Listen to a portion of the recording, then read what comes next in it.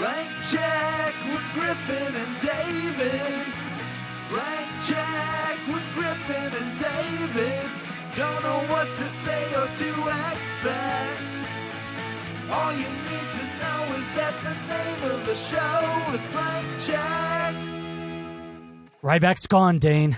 Did you see the body? Assumption is the mother of all podcasts. Yeah, there we go. That's the best one. That's the best one. Welcome, everyone, They say to it Blank twice. Check with Griffin and David. This is a podcast where we take directors' filmographies and we watch from start to finish, episode to episode, analyzing along the way of their career when they became a blank check director. Now, today is a special one-off episode because we are doing a palate cleanser between our last miniseries, which was Cameron Crowe, and our next miniseries, which is going to be very exciting, James Cameron. But today on the podcast, we are doing a one-off episode about 1995's action thriller, Under Siege 2. Dark Territory. Boom, baby! Now, I'm producer Ben. Yeah, good. Thank you for introducing yourself. Do you go by any other names? I have other names. I want to see if you can do this. Producer Ben, Yep. the Ben Deucer, the Haas, the Fuckmaster, the Poet Laureate, Birthday Benny. Wait, what was the change? Oh, Mr. Positive. Mr. Positive. Positive, Yeah, you 'cause didn't I- have to do the Haas. Right, That's okay. right. That's okay. And I think I hit them all. I don't Birthday know. Benny, the tiebreaker. Yeah, the tiebreaker. Oh, the tiebreaker. Sure, Sure. Keeper, you're not Professor Crispy. And I've also graduated along the mini There we go. series. Yeah. Of course, there's Kylo Ben, Ben 1 Kenobi. Producer Ben Kenobi. Yes. Oh, excuse me. Yeah, no, sorry. that's right, Sorry. And then M. Night. Ben Ben Night Shyamalan. And then, what is it, Benny Lane now? No, I don't know, actually. Say Benny thing, I think. Yeah, we did a vote, but I haven't looked at the result. Ben Sate also. You forgot Ben Oh, Sate. Ben Sate, of course. And Hello Fennel. And Yeah, always, we see you on the street. if you see me on the street, Yeah. you can always wish me a hearty hello, Fennel, but don't you dare call me Professor Crispy. I will smack you in the face. And it's Oh my worth God. noting that you know, you are, as we all know, our finest film critic. Of course. And so we've handed you the reins, as we like to do sometimes between once miniseries. every so often, we let Yeah. Ben choose a movie. Yeah, and you chose Under Siege 2, Yes. Dark Territory. Oh, man. I watched this movie anytime this was on TV or like I had this is another VHS film I owned and I would watch repeatedly. I love this one. Did you see it in theaters? I did not. No. I think I was too young. I was Yeah, like- 95, you know. yeah, I was like probably. 10 years old. But obsessed with Steven Seagal and just in general bad 80s action movies. Love Yes. them. I love the pacing of them. It's just like easy, digestible, Certainly. dumb garbage. And it's fun, and why not? Why not? It's fun, and why not? So here we are, Talking- Under Siege 2, Dark Territory. You don't need to see the first Under Siege. Well, I don't know, That- but I a got film some by questions Jeff there. Murphy, Yeah. who I want to talk about in a little bit because he is a great director, and I can't believe he made this movie. I've seen a lot of his movies. Done a bunch of sequels, too. He was the sequel Well- guy for a while. He well, did Young because- Guns, too, right? Yeah, because he was a New Zealand filmmaker who was like, I mean, before Peter Jackson, he was the greatest thing like New Zealand cinema had ever produced. Then he comes over to Hollywood, and Hollywood's like, yeah, sequels. Like, you want to do some sequels? Yeah, because he did Young Guns 2. Yeah. I don't know. He did Never Say Die. What's that again?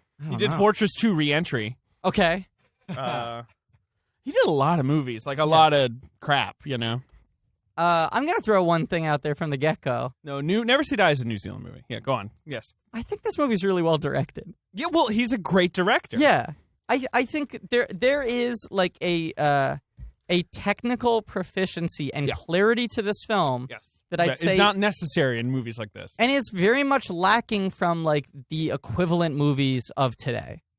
For the equivalent action movies. Well, yes. Okay, well, here's one thing we're going to talk about. Yeah. I'm eating sour Skittles right now. I know what you're going to ask and I have an answer. Well, okay, that really threw me, actually. Okay, ask your question. Well, is this happening today, these kinds of movies? Very, very little, much less. Yes. There's Statham. That's what I was going to say. That's the answer. I think Statham's the only guy I who's think he's the occupying a only similar one. space. The sort of B-list, mid-size Yes. action movie star. You know, movies that don't need to clear, $100 million Yeah. domestic or whatever. Decent budget, decent return. but long life on yes. video. No one's asking many questions. Arnaud Melchion finances them. Yeah. But I think... Yeah, right. They're financed by some guy who owns like a building in Qatar. And he's like, I love Jason Statham. And they're like, well, you're going to love Mechanic Resurrection. He's going to kill someone in a swimming pool. Which I saw The Mechanic. That movie's not a sequel to The Mechanic. No, I think they were just like, Statham's back. Yeah, that's a sequel to every Jason Statham movie, Mechanic Resurrection. What I was going to say is, I think there is a lot more TLC devoted to Under Siege 2 than there is to Mechanic Resurrection. Mm-hmm. Okay. Like, I think as part of the direction the film industry has been going in, where it's like things are either tiny or they're huge. Mm-hmm. Like what Seagal used to be, which was like a $40 million movie, is now like a $15 or $20 million movie on a Statham level. Sure. You know what I'm saying? Sure. Like the midsize, the actual midsize doesn't exist anymore. Yeah. This was a $60 million movie. Well, this was a sequel to... Right, to a much more conservatively But I think, film. yes. I think originally he was sort of in the 40 zone was kind of his like area. Or in today's dollars, it would be about 40. I also think that... I think this movie is a testament to a type of a movie star that doesn't exist anymore. But we'll get to that. I want to let Ben host. It doesn't exist as much anymore. Yeah. I mean, I think our friend Matt Singer, who will maybe one day be on this podcast. I would love that. Yeah, hopefully. Has talked about Schwarzenegger as like an auteur. Like it's like, don't look at the director of Schwarzenegger's movies. Yes. It's like Schwarzenegger's really the auteur. Same goes for Seagal. I was going to say, I think that's true for a lot of these 80s, 90s action stars like Van Damme, Seagal, the lesser Schwarzeneggers, but still, same kind of deal. The directors were coming in, they needed them to be proficient.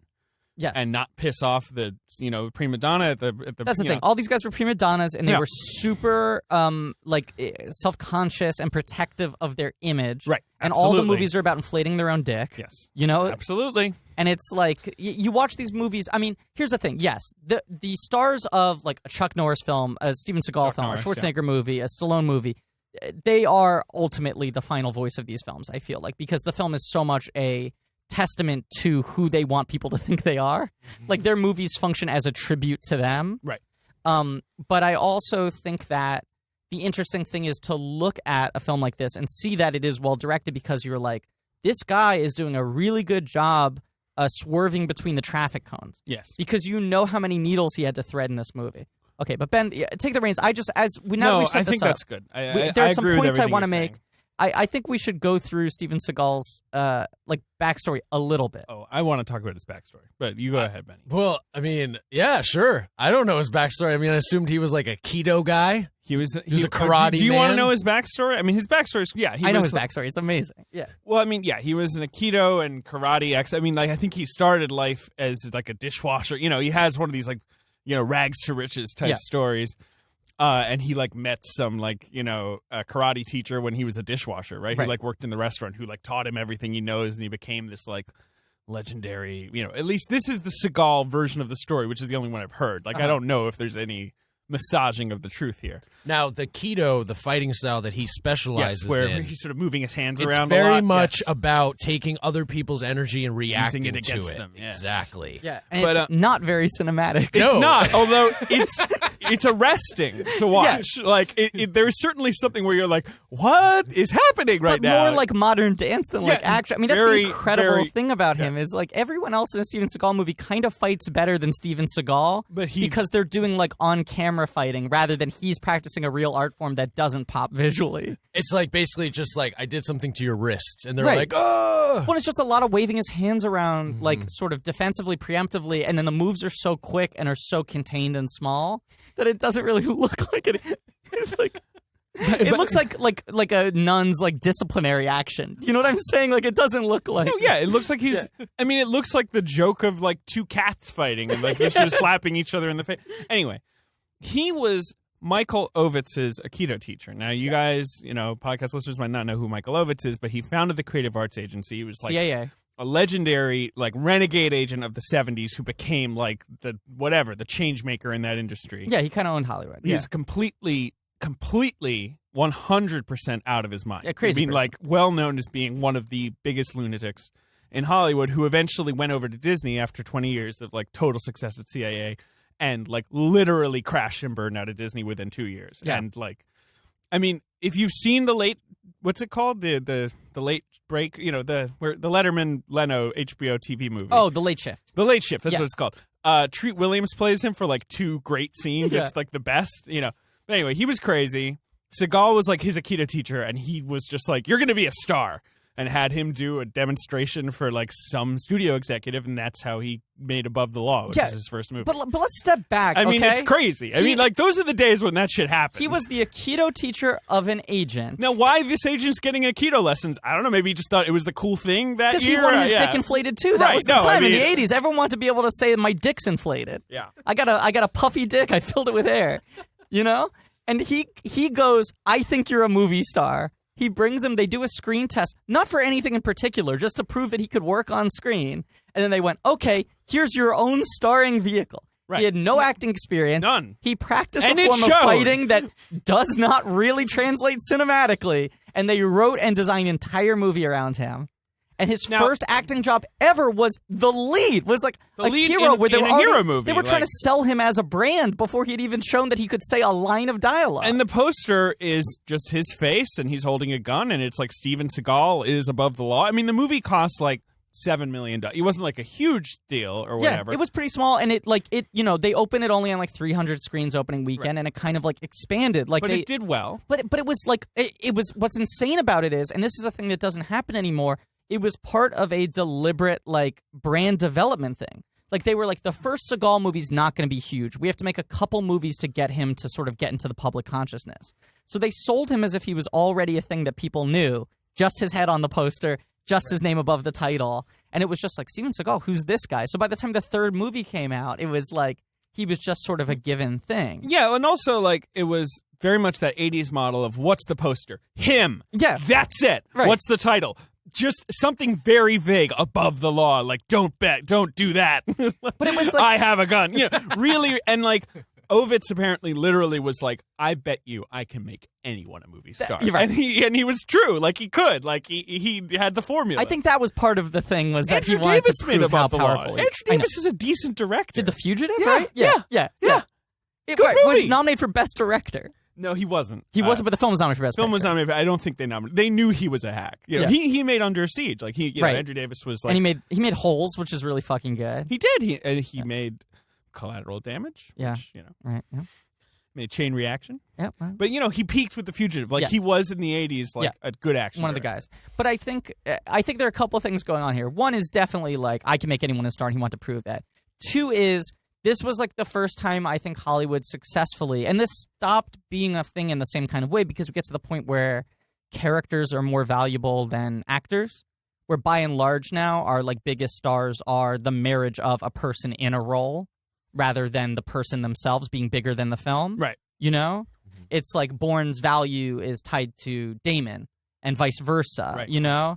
Like, I mean, Depp and Pirates of the Caribbean, obviously all the Marvel people, Vin Diesel and like Fast and Furious. And you watch these people who are like the highest paid actors in Hollywood and are like, constantly talked about. But when they do their passion projects off to the side, people don't really follow them down the weird corridors in the same way, Which we've been talking a lot about, like sort of the modern state of the American movie star. I mean, the Crow films kind of are like an interesting prism to look through, like the difference between Tom Cruise, Jerry Maguire, which is like peak movie star, Sure. and then where we are today. But Where I it's think like Bradley Cooper. right, Well, no offense to Bradley Cooper, but no one's running to see a movie because Bradley Cooper's in and it. the culture's changed. It just doesn't work the same way anymore. He has to structure his career very differently. Like Tom Cruise wouldn't have played Rocket Raccoon in Guardians of the Galaxy, Sure. and I think Bradley Cooper's great in that movie. Me too. But I think he knew it was like, I need to do like brand deposits in like certain types of things that give me the cachet to make American Sniper. I mean, and then American Sniper's a surprise hit. I just want to go off. Yeah. Having just seen War Dogs, Yeah. and I saw War Dogs. Yeah. For your sins, Thank you. everyone out there, I saw War Dogs, Thank you. and he's in it, And he produced it. and he produced, and it really feels like, and he's in like he's like the fourth lead, like he's Yeah. kind of a very small character. He's obviously, and think of the other movies. He's trying to make it like the 70s again. He's like, come on, Were you the why one who can't tweeted that? Where Yeah, I you're tweeted like, that. it's not really working. It's not but working, like, but I God appreciate bless him that- for trying. Yeah, because he's like, why can't I just like pop up in some like weird gun movie and be Yeah. like, "Hey, I'm crazy," and Yeah. you're like, "Oh, it's Bradley." You know, he wants that to be real. You He's know? maybe- Why can't I make Limitless on CBS and be in it? He's like kind of one several of times. our most creatively adventurous A-list stars right now. Even though he's not an adventurous actor, No. and I don't think he's a bad actor. Anyway, No, I think he's a good let's actor. get off Bradley But the Cooper. Seagal thing I want to say is, what's amazing is the way they sold Steven Seagal is they put him in front of the American audiences and went like, "Oh, you don't know who Steven Seagal is?" Like they tried to just Aikido master. They tried to drop him as if we all already knew who he was. I mean, that's how I was introduced to Right, him. that's the Someone thing. was like, "You don't Okay. know who Steven Seagal it was like is?" Gabbo I on The wanna- Simpsons. It was like you're supposed to know who Steven Seagal I want is. to ask Ben. Yeah. All right, so Ben, Yeah, you like what's up? Steven Seagal? Hell yeah. So what introduced you to Steven Seagal? Would you say? TV, We were all kids in the '90s. TV Seagal was movies. around. Do you remember Yeah. what the first one you watched was? Because he was like a big You were like, watching like TNT rotation movies guy. on AMC or whatever. Yeah, it was definitely like TNT or USA, Right. and it was my friend Garrett's older brother Travis was like super into karate, and he was like, Yeah. "You got to watch these movies." Right. And I don't remember specifically what it was. They sort of are all mashed together in my mind They're as all the kinda the same same. movie. They're all basically it's just the like, same. here's Steven Seagal. He's a normal guy, and he's gonna fuck everybody up. Oh, he's not a normal guy. He's the greatest guy who's ever lived. Well, of He's course, very zen. The whole idea is that he's like this blue collar perfect man. Right. Like he's both like just one of the people and he's like capable of anything and everyone fucking knows who he is and bows down to him and all women want to inflate his dick. He's got like a little MacGyver. He's got the karate master thing, the Zen thing. And he doesn't want to fight. That's the other the That's thing the about- key of a Steven Seagal I movie. feel like every Seagal movie, and I feel like this is not specious. This is true. Yeah. Like his character is always unflappable, barely raises his voice, Yeah. he has no emotional arc. has no emotions really at all. No. Never is in any danger. Yeah. You know, other people might be in danger, but you kind of like he's not really hurt. He Yeah. doesn't like. He's invincible. There's not a lot of physical activity. Like some, he might have to pull himself up or something, but like he like Schwarzenegger or whatever, that guy's gonna be like have cuts all over him and like be like throwing like Yes. something that's fallen on him. He has to throw it out. You know, like there's a lot of strain.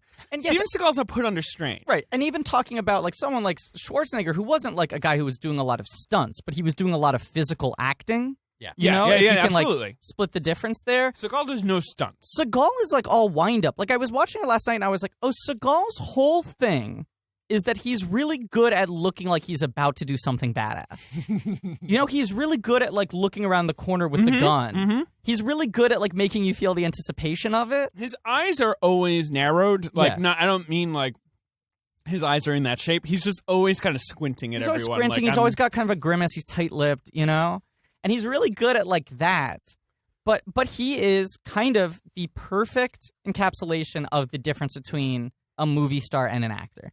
And not that the two things cannot be one and the same. But he is not a good actor. He's an awful actor. Like there are some people like Sylvester Stallone or even Van Damme or like can these be guys good. who people have gotten good performances hit and out miss. of them. Right. Yeah, exactly. And there's And someone Schwarzenegger for And sure. there's someone like Bradley Cooper who is both, who's a good Oh, actor sure. and a good Right. movie star. I mean, Bradley Cooper, inside the actor studio. Right. He wanted to be an actor. Yeah. Steven Seagal's not an actor. He's an awful No, actor. right. But he's a kind of a great movie star. Like you watch it, He's you're a movie like, star. He walks into that train car and, And you're he's got like, that, uh-oh. he's got that look. He's got that sweet ponytail. I mean, and he just he's pops, iconic. man. For someone He's with iconic. For, He for really a is. guy who is objectively husky and has a ponytail. he was never in good shape. And not really ever in great shape. And he was never like, in an aligned with the era- cultural standards of coolness. I was in an era when these guys were in ridiculous shape, which is Yeah. no longer really required of these movie stars. But like Yeah. in the 80s and 90s, like Van Damme, and were in like absurd physical shape. But that was the whole thing. Was like Stallone and Schwarzenegger had this arms race where it was like Yeah, who can who get can be more more buff. buff. Yeah, Like who can be every more- film, they had more muscles, they had more shirtless scenes, they were more oiled up. You know, Like, Seagal's not like that at all. No. Like, he's always in his like very dapper like black suits or he whatever. dresses like my dead grandma. Like he's like black t-shirt, black jacket over it, black slacks. All of it's pretty loose fitting.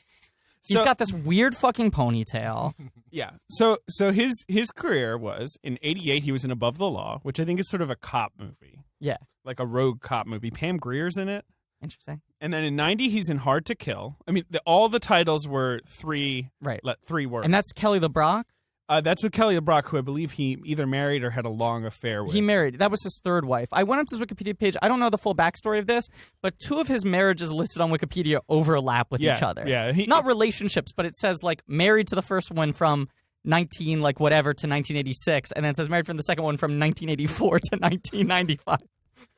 Like it's something like that, which is like Steven. Hard to Kill. Yeah. Hard to Kill 90. In that one, he plays a cop. Right. But in that one, it's the cop woke up from a coma and like he has to avenge whatever put him in a coma. Yeah. Then also in 90, he's in Marked for Death. Uh-huh.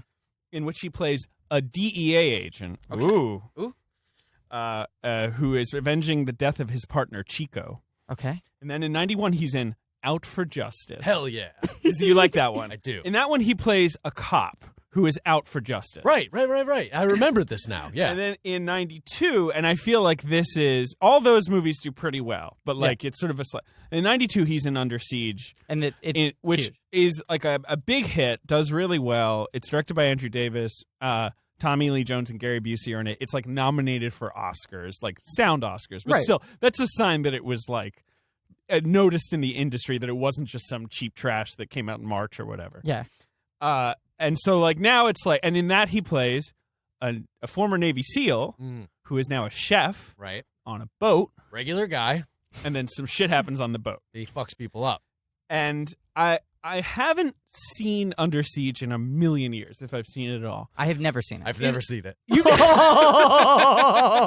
never seen it? No. Okay. I was going to ask you if an Under Siege, because in Under Siege 2, his name is Casey Ryback, the character. Yeah. When in some fucking secret military installation, when it's announced that Casey Ryback is on the train, everyone is like, wait, what? Casey Ryback? Yeah. Like, only the most deadly Navy SEAL to ever... So I'm wondering... Casey Ryback, the guy from Under Siege? Well, I was like, say, the characters almost respond. Are they like, cook? Oh, you mean the chef from the boat? Or like, is he so famous that he was famous before he had Under Siege happen? Well, I mean, I think this plays into the Seagal thing in that he's all about the wind-up. That as an actor, it's about the anticipation of him looking like he's going to do something badass. And the films, because he himself is not that capable of being badass, the movies have to constantly have everyone explain how badass he is. So you like are able to load that onto him. So the idea that I think like he just has, because I was talking to my buddy Hawken last night, who has seen both Under Sieges, right? Sure. And he didn't remember that well, but he said like, he was like, oh, I always like the Under Siege movies because he's a chef. Like I always like that thing. And I was like, so is the idea that like Under Siege 1, because they say he's just former cooking Navy on SEAL. the boat. Right, he's cooking on the boat. He's retired. Right. That's the thing. It's a shittier version of the John McClane thing. Yeah. Where it's like much shittier. Right. John McClane was an average guy who's put into extraordinary circumstances and has to step up to the plate. But like we buy like John McClane can use a gun because because he's a cop or whatever. But it's like he's wrong place, wrong time, but he's not like the greatest cop in the world. No, he's not even necessarily a great cop. Obviously, after Die Hard, it gets a little ridiculous. Yes. But in Die Hard, John McClane basically knows how to use a gun, and that if you tape a bunch of explosives to a chair and throw it down an elevator shaft, they'll probably blow up. Like it's not like complicated what he does. And I even think by the time you get to even I think Die Hard with a Vengeance is where it starts to break a little bit. But on that movie, they still are like, let's bring in John McClane. He has experience with this. Not let's bring in John McClane. He's a famous badass. Right. They were like, he's done similar cases to this. We might want to bring him in. This movie is like, I think the idea is that like he was a Navy SEAL. Mm-hmm. He didn't want to do it anymore. He chose food, and then every time they force him to fucking get back in and prove that he's the most powerful person in the world. Mm-hmm. He's the only man for the job. Right. Now, and he just happens to be in the right place, right time for the conflict to ensue and for him to react and deal with it. And he doesn't want to get into the conflict, but there also is no refusal of the call in this movie. Like, the second shit goes down, he's like, okay, I guess I gotta do it. Like, there's no inner battle of like, I told myself I'd get away from this life. It's his young niece. He's got to make sure that she's protected. Well, so we'll get to Under Siege 2 in a second, but just his final piece of setup. Yeah. So I feel like after Under Siege, Seagal he's pretty big. Huge. Under Siege 2... Under Siege 1, adjusted for inflation, would make $200 million today, which would be humongous. Wow. So then he's popping, so he makes On Deadly Ground. Which he directs, and it's a passion project. A passion project about, like, environmental issues in the Northwest, you know. Does he play someone of Native American heritage in that movie? I believe he plays, it's like, if he's not playing an Alaskan Native, it's certainly about the plight of Alaskan Natives. I think he's playing Alaskan and Native. like oil, you know, drillers, and like Michael Caine and Billy Bob Thornton are in it. Like, you know, it's like, and it's a flop because it's stupid. I think a lot of the clips you see of Seagal being a weird asshole come from that movie, like where he like gives speeches and stuff. about like, I don't know. It's dumb. Nobody likes it. And it's so he's on his back heel. And the American public sort of says, like, we don't care what you have to say. We don't like you because we think you have interesting thoughts. Just be Steven Seagal. Right. So, but exactly. So right. He's on his back heel, so it's like, oh, okay, Under Siege 2, right? Why not make Under Siege 2? So he makes Under Siege 2. Under Siege 2 is before On Deadly Ground. No, it's after. Oh, really? Yeah. On Deadly Ground is 94. That's what I'm saying. Oh, wow. Under Siege 2 is 95. Okay. Now, so I don't know, obviously it's close enough in release dates. I'm not sure if this is a total but he's obviously like, all right, I made the Passion Project. Was safe. Yeah, but this is the opposite of that. It does well, but it does like half as well as the first one. There's like a big drop this one, this one does okay. It Yeah. makes $50 million. Right, which would be $100 million today. Yeah. So Under Siege 2. And he picks Jeff Murphy. Mm-hmm. Dark Territory. Dark Territory, yeah. Yeah. Jeff Murphy, I'll talk about him later because I don't want to get too deep into him now, but he's a great director.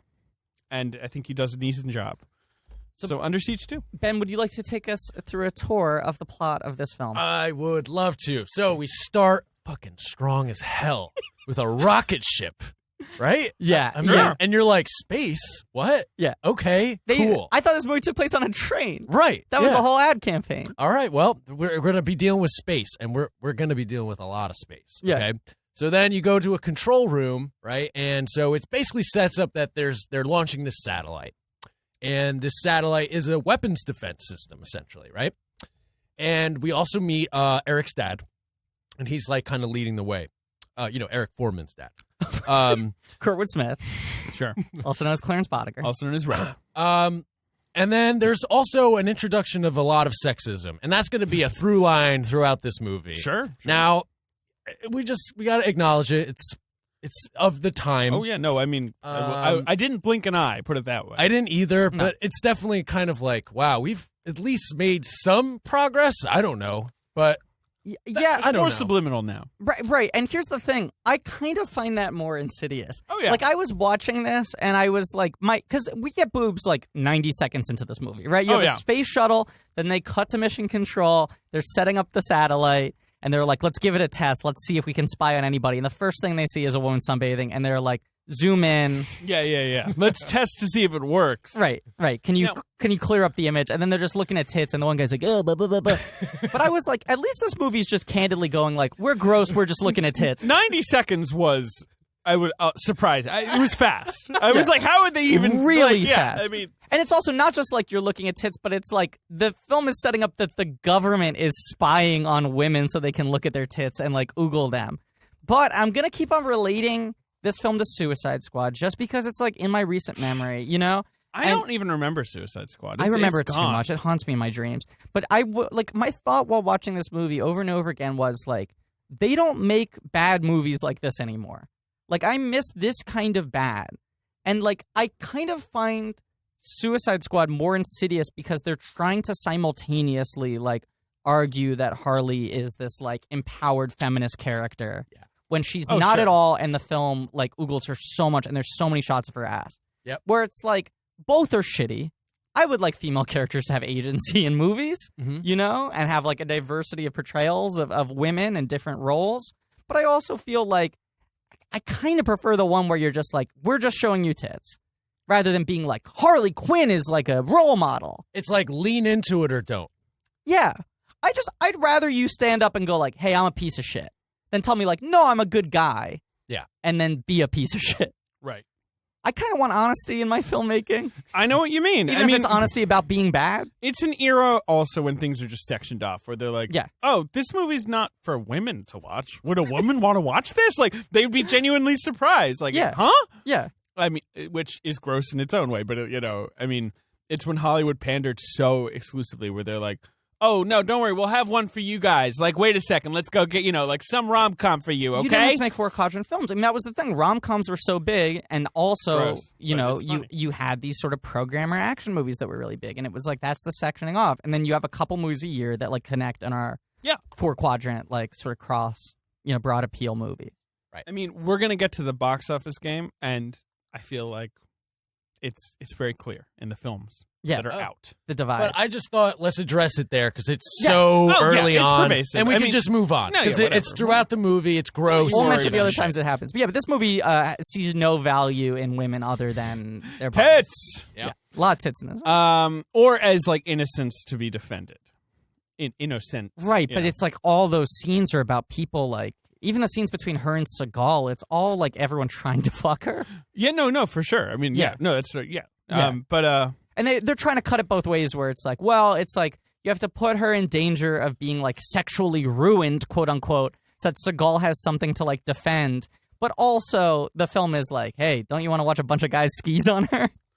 Yeah, that's true. So anyway, moving right along. Well, they've launched a satellite. They launched the satellite. It's a success. Okay, we go then to meeting Steven Seagal. Yeah, L.A. Union Station. Right? And he is showing up at his restaurant because Yeah, we see him at the restaurant first. the head cook Forgot about that. is basically establishing, he's cool as fuck. Yeah. Okay? Also, he's setting up that his parents recently died in a plane crash. Uh-huh. I'm not sure if that's in Under Siege, the I original. don't think so. None of us know. It's really weird, but they mentioned that. That's why he's taking a train, guys, okay? Right. Because you wouldn't normally travel to L.A. on a train from where are they, in Colorado, I believe? No, they're going to Colorado. Oh, okay. From L.A. Yes. Okay. No, but Either way, they're setting up why they need to get on a train, which I don't need, but I know, okay. but it is funny because I'm like, L.A. to Denver, you're going to take like a 12-hour train or however long this fucking train must be? Like, I also love that the guy at the restaurant is like, man, why do you come around anymore? And he's like, I'm just not in a great space right now. And he's like, yeah, but man, the only reason, he's like, the restaurant's still doing well, right? People like it. And he's like, the only reason people like this restaurant is because of you. Right. Like, he's the most important person in everyone's life. Right. Right. Like the restaurant has no value if he's not there. Right. Yeah. They also set up in this short little scene that he's meeting with his niece, who he hasn't seen in many years. His niece, who is played by Katherine Heigl. Yeah. A youngish Katherine Heigl. What is she, probably 14 or something? Yeah. Somewhere. She's pretty much older than that. Yeah. Early teens, probably. Who's playing Sarah Ryback, his niece, whose father was also a Navy hero and won the Navy Cross, although the film later makes clear that Steven Seagal's character won 2 Navy Crosses. He was more just of a in hero. case you thought, her dead dad was more of a hero than Steven Seagal. And their relationship makes no sense because he shows up. He's like, go see my niece. Yeah. And he goes to see her, and immediately she's like, ugh, fuck you. Yeah. Like, where are you? Why didn't you see me? My brother. She's got a lot of tude. Right. And it's She's like, got a rude tude. it feels like, okay, now he like left her at some point. Like he's abandoned her in some Right. kind of way as an uncle. Yeah, but and that's she the thing. feels wronged. How mad can she be? He is just her uncle. Right. She could have swung by the Mile High Cafe. Just saying. But they also never like explain like the scene, which Gotten is like, a Denver omelet. right. Yeah. Yes, he could have. Could have Yes, whipped her she up a could. Denver omelet. Sure. Yes, she can. And she would have loved it because everyone loves his cooking. He's Steven Seagal. That's Yeah, right. but only when Casey he's there Ryback. in the restaurant. Right. Because if you eat the omelet and he's not there, it doesn't taste Tastes the like same. dust. It tastes like dust. He's the secret sauce. But I also think like in a in a more dramatically functional version of this movie, and I actually think this film is decently scripted, for what it's doing. I think it's like pretty tight in terms of setup payoff. It's pretty tight in terms of keeping the narrative focus. I And wouldn't being say very cliched, very by the book. it's but incredibly cliche. I wouldn't say it's well functional. written. I'd say it's very functional. It's sort of the lines, unfortunately, don't pop at all, which is kind of what I want from one of these movies. A little more. I think just the want, line that Ben quoted was great. the line that Ben quoted is funny especially because they repeat it, and you're Yeah. like, okay, but I wish there was a little more of that. You like a little crazy. Yeah, in assumption is this. the mother of all fuck up. Yeah. But but Steven Seagal can't deliver one-liners, No. so you have to give the lines to No, he everyone cannot. else. But the other thing is, like, he's so clearly obsessed with being completely infallible in every way. Yes. That, like, you have to imagine the first draft of the script, there was a way that he really betrayed, abandoned, or Sure. disappointed his niece, so that there's, like, a moment that he has to, like, sort of repent for. And this film doesn't have that because they don't want to have him have done anything wrong in his life. So it's just like she's angry at him, and then the second they get on the train, She won't stop talking to everyone else about how her uncle was the most important figure in her life. Yeah. So there's like no moment where he fucked her over. No. But she's like, I still wear the necklace that he gave me. He taught me how to do fucking judo. I think really the was my main hero. conflict Yeah. is more so that her father has recently passed And he wasn't there. and he wasn't around and they sort of had a falling out. Right. But it's never explained because they don't want him to There- have any no. responsibility The for the one falling out. weird Yeah. thing he does is they sit down on the train and he's like, I know you got the teddy bears, so I got you a teddy bear. And he takes a very generic-looking teddy bear out of a backpack. Right. And she's just like, obviously, she's like, just you have to say, like, what are you doing? I'm a teenager. But I then don't he need like a teddy immediately bear. says it. He's like, I don't know if you're too old for teddy bears. No, I don't know. And he doesn't even look at her. He's like looking straight ahead as he hands her this bear. It's odd. Well, and here's like the thing of like Steven Seagal being a great movie star and a terrible actor. He doesn't have a single moment that registers as like recognizable human behavior. No, right? yeah, it doesn't. Yes, that's accurate. But like the guy is so aware of how he plays on camera and his angles that he's like, I'm gonna look ahead and not make eye contact with the other actors in the scene because I look best head on. You know, like Yeah, he does. knows. He like, does. You know, if I turn, you're gonna see my double chin. Like I gotta do this head on. We should say the script written by Richard Hatem And Matt Reeves. Yes, who's a one of my young favorite Matt genre Reeves, directors now now. a fun director Who did the last Planet of made the Apes movie and Cloverfield? Oh, wow. Did and, Let Me In. Let Me In, yeah. So and I believe he's doing the next Planet of the Apes. He's Yes, doing War, which 4. I'm pumped for. Me too. Yeah. He wrote he's had an odd career, Matt Reeves. Well, he wrote and directed The Pallbearer. He wrote and directed The Pallbearer. He co-wrote The Yards with James Gray, which is, and he co-created Created Felicity. Yeah. with J.J. Abrams, which is, it's an odd career. Anyway, he wrote this. This was his first movie. Under Siege 2. Under Colon. Siege Yeah. 2. Dark Territory. Yes. All right. So now let's move right along. Yes. They get on the train. They do. They waste no time. They're on the train. A train bound for Denver. I would say they're on the train by minute 5 of this movie. Yeah, But it's great. It's they fucking. I mean, Nice it's train. not that it's like there's much setup or like that. Right. They accomplish what they need to for this movie very quickly, right? Yeah. And now you're on the fucking train. You got And it's a nice train, double-decker train. You got Very that- fancy-looking train, Yeah. right? the actor who I love from Boys in the Hood, Morris Chestnut. as a porter. Yeah, And- he's kind of hitting on Katherine Heigl. Right. And you are kind of like what the fuck, dude? Like you're young, but you're not this young. Like this is a little much. You're like, I mean, it he's seems like being he's cute. like 19 and she's Yeah. like 14. if that. Right. Yeah. And he's maybe 23 and she's 13. But yes. Yeah, right. But no, he's just being cute. He's like, let me take your bag, please. I need to take someone's bag. Like I gotta work. Like I gotta do something while I'm letting So people you in. have that interaction play out. Then you cut to a couple fucking in a cabin. Right. You do. Very Yes, early you do. on. Immediately. And the Well, scene, who are they? You're trying to recognize, and then you're like, 3 scenes later, you're like, oh, he was one of the guys at the satellite launch. Yeah. And But they don't draw the line very clearly. But wasn't not at all. she there too? I think she was there. Maybe she was there, I think too. they're both there. They're both involved with the Oh, yes, satellite. yeah. That's why I believe they're on the train. Like why the terrorists hijacked the train. Oh, I guess. 100%. Yes. But also because of Dark Territory.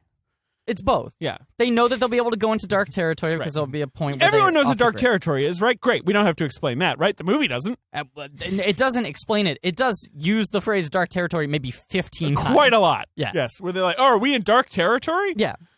Anyway, apparently that's when the train is not in communication with train operators on the Right. ground. It's like on like sort of disused old railroads, and there's no signals. I Yeah. don't know. It doesn't matter. No, it's it doesn't just a good name. They It's a great obviously name. found it in an encyclopedia, and they were like, Yeah. "Great! Yeah.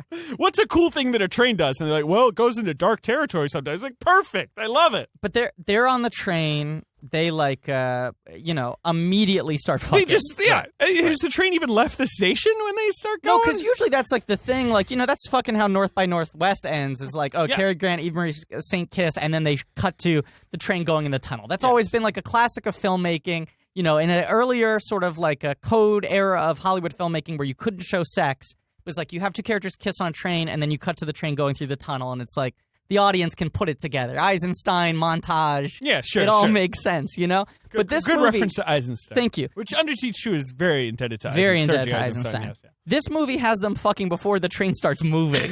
Like they get on the train, lock the door, start fucking, and then Lock they're the like, gates? oh, they lock the gates. Oh, they lock those gates. Yeah. Were you as thrown off as I was by like the amount of people using the term lock the gate? Lochte-gate or whatever. For Ryan in reference to Lochte. Ryan, yeah. Like this whole thing with him lying, people are calling it Ryan, like Lochte-gate. And it just sounds like, well, now you're just doing like a racist impression of a Caribbean man doing Mark Maron. Lochte-gate. That's what I thought. That's what I thought. Oh. Hold on, let me just take a sip of this tea quickly. Pow! I just pissed my underwear. No. This is the blank check blend. It is a decaf tea.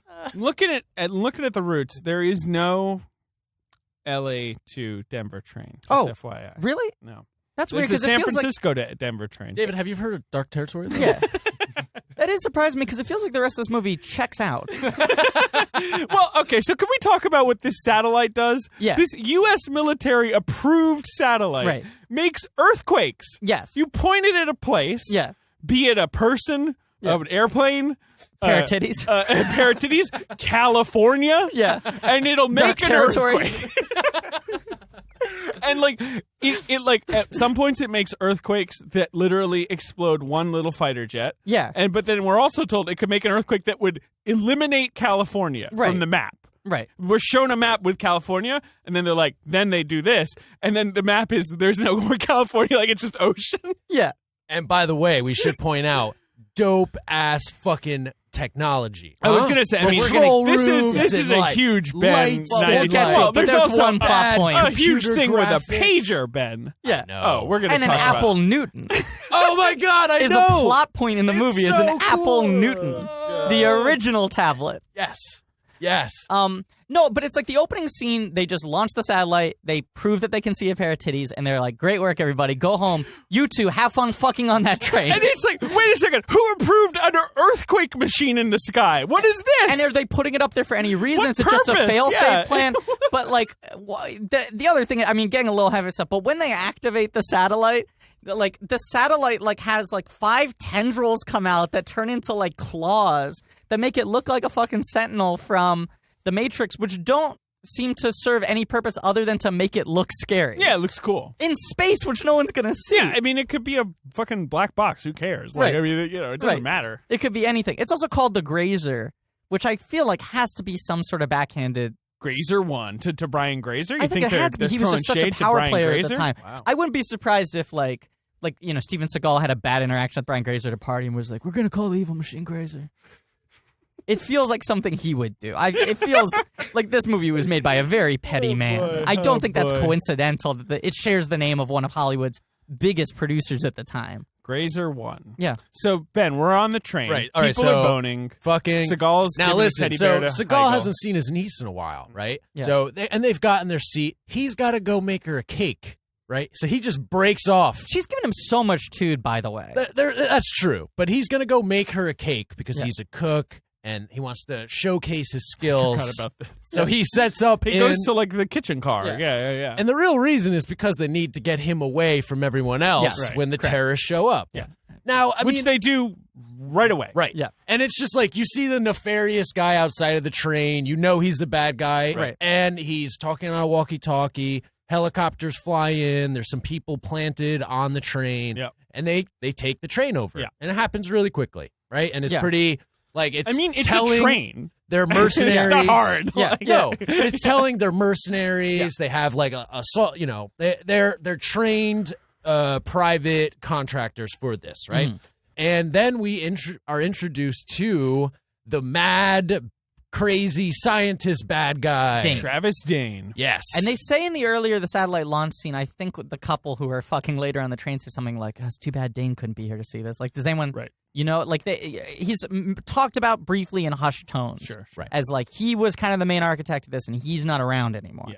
So we learn that Dane is Played out for, by Eric Bogosian. and he's great. He's a real good bad guy. Famed hot wire monologist Yep, it's and true. playwright Eric Bogosian. The first one, Tommy Lee Jones. This time they got Eric Bogosian. I agree that he's pretty good. I Yeah. mean, it's like, again, in these kinds of movies, the villain is either like a wiry little guy with like a a like button-down shirt and a tie who's crazy. Yeah. Or is like a big buff dude who's like a monster. Okay, but this was or this sometimes golden they split age. the difference and they do both. That's I think when it works best. And like Die Hard does Die that Hard does where it they the have like best of them Carl all, and of course. Gruber. Right. But also Lethal Weapon does that as well. Like Yes. it kind of works because you have one guy who's like a physical equal. I mean, Under Siege 1, I assume, we haven't seen it, but you've got Tommy Lee Jones and Gary Busey. One assumes Tommy Probably Lee Jones is similar playing dynamic. one role, Busey's Yeah. playing the other. Yeah. But talking about they don't make bad movies like this anymore. Like, we end up inevitably talking about the Marvel movies a lot right now because they sort of dominate the conversation. Everyone's trying to follow in their footsteps.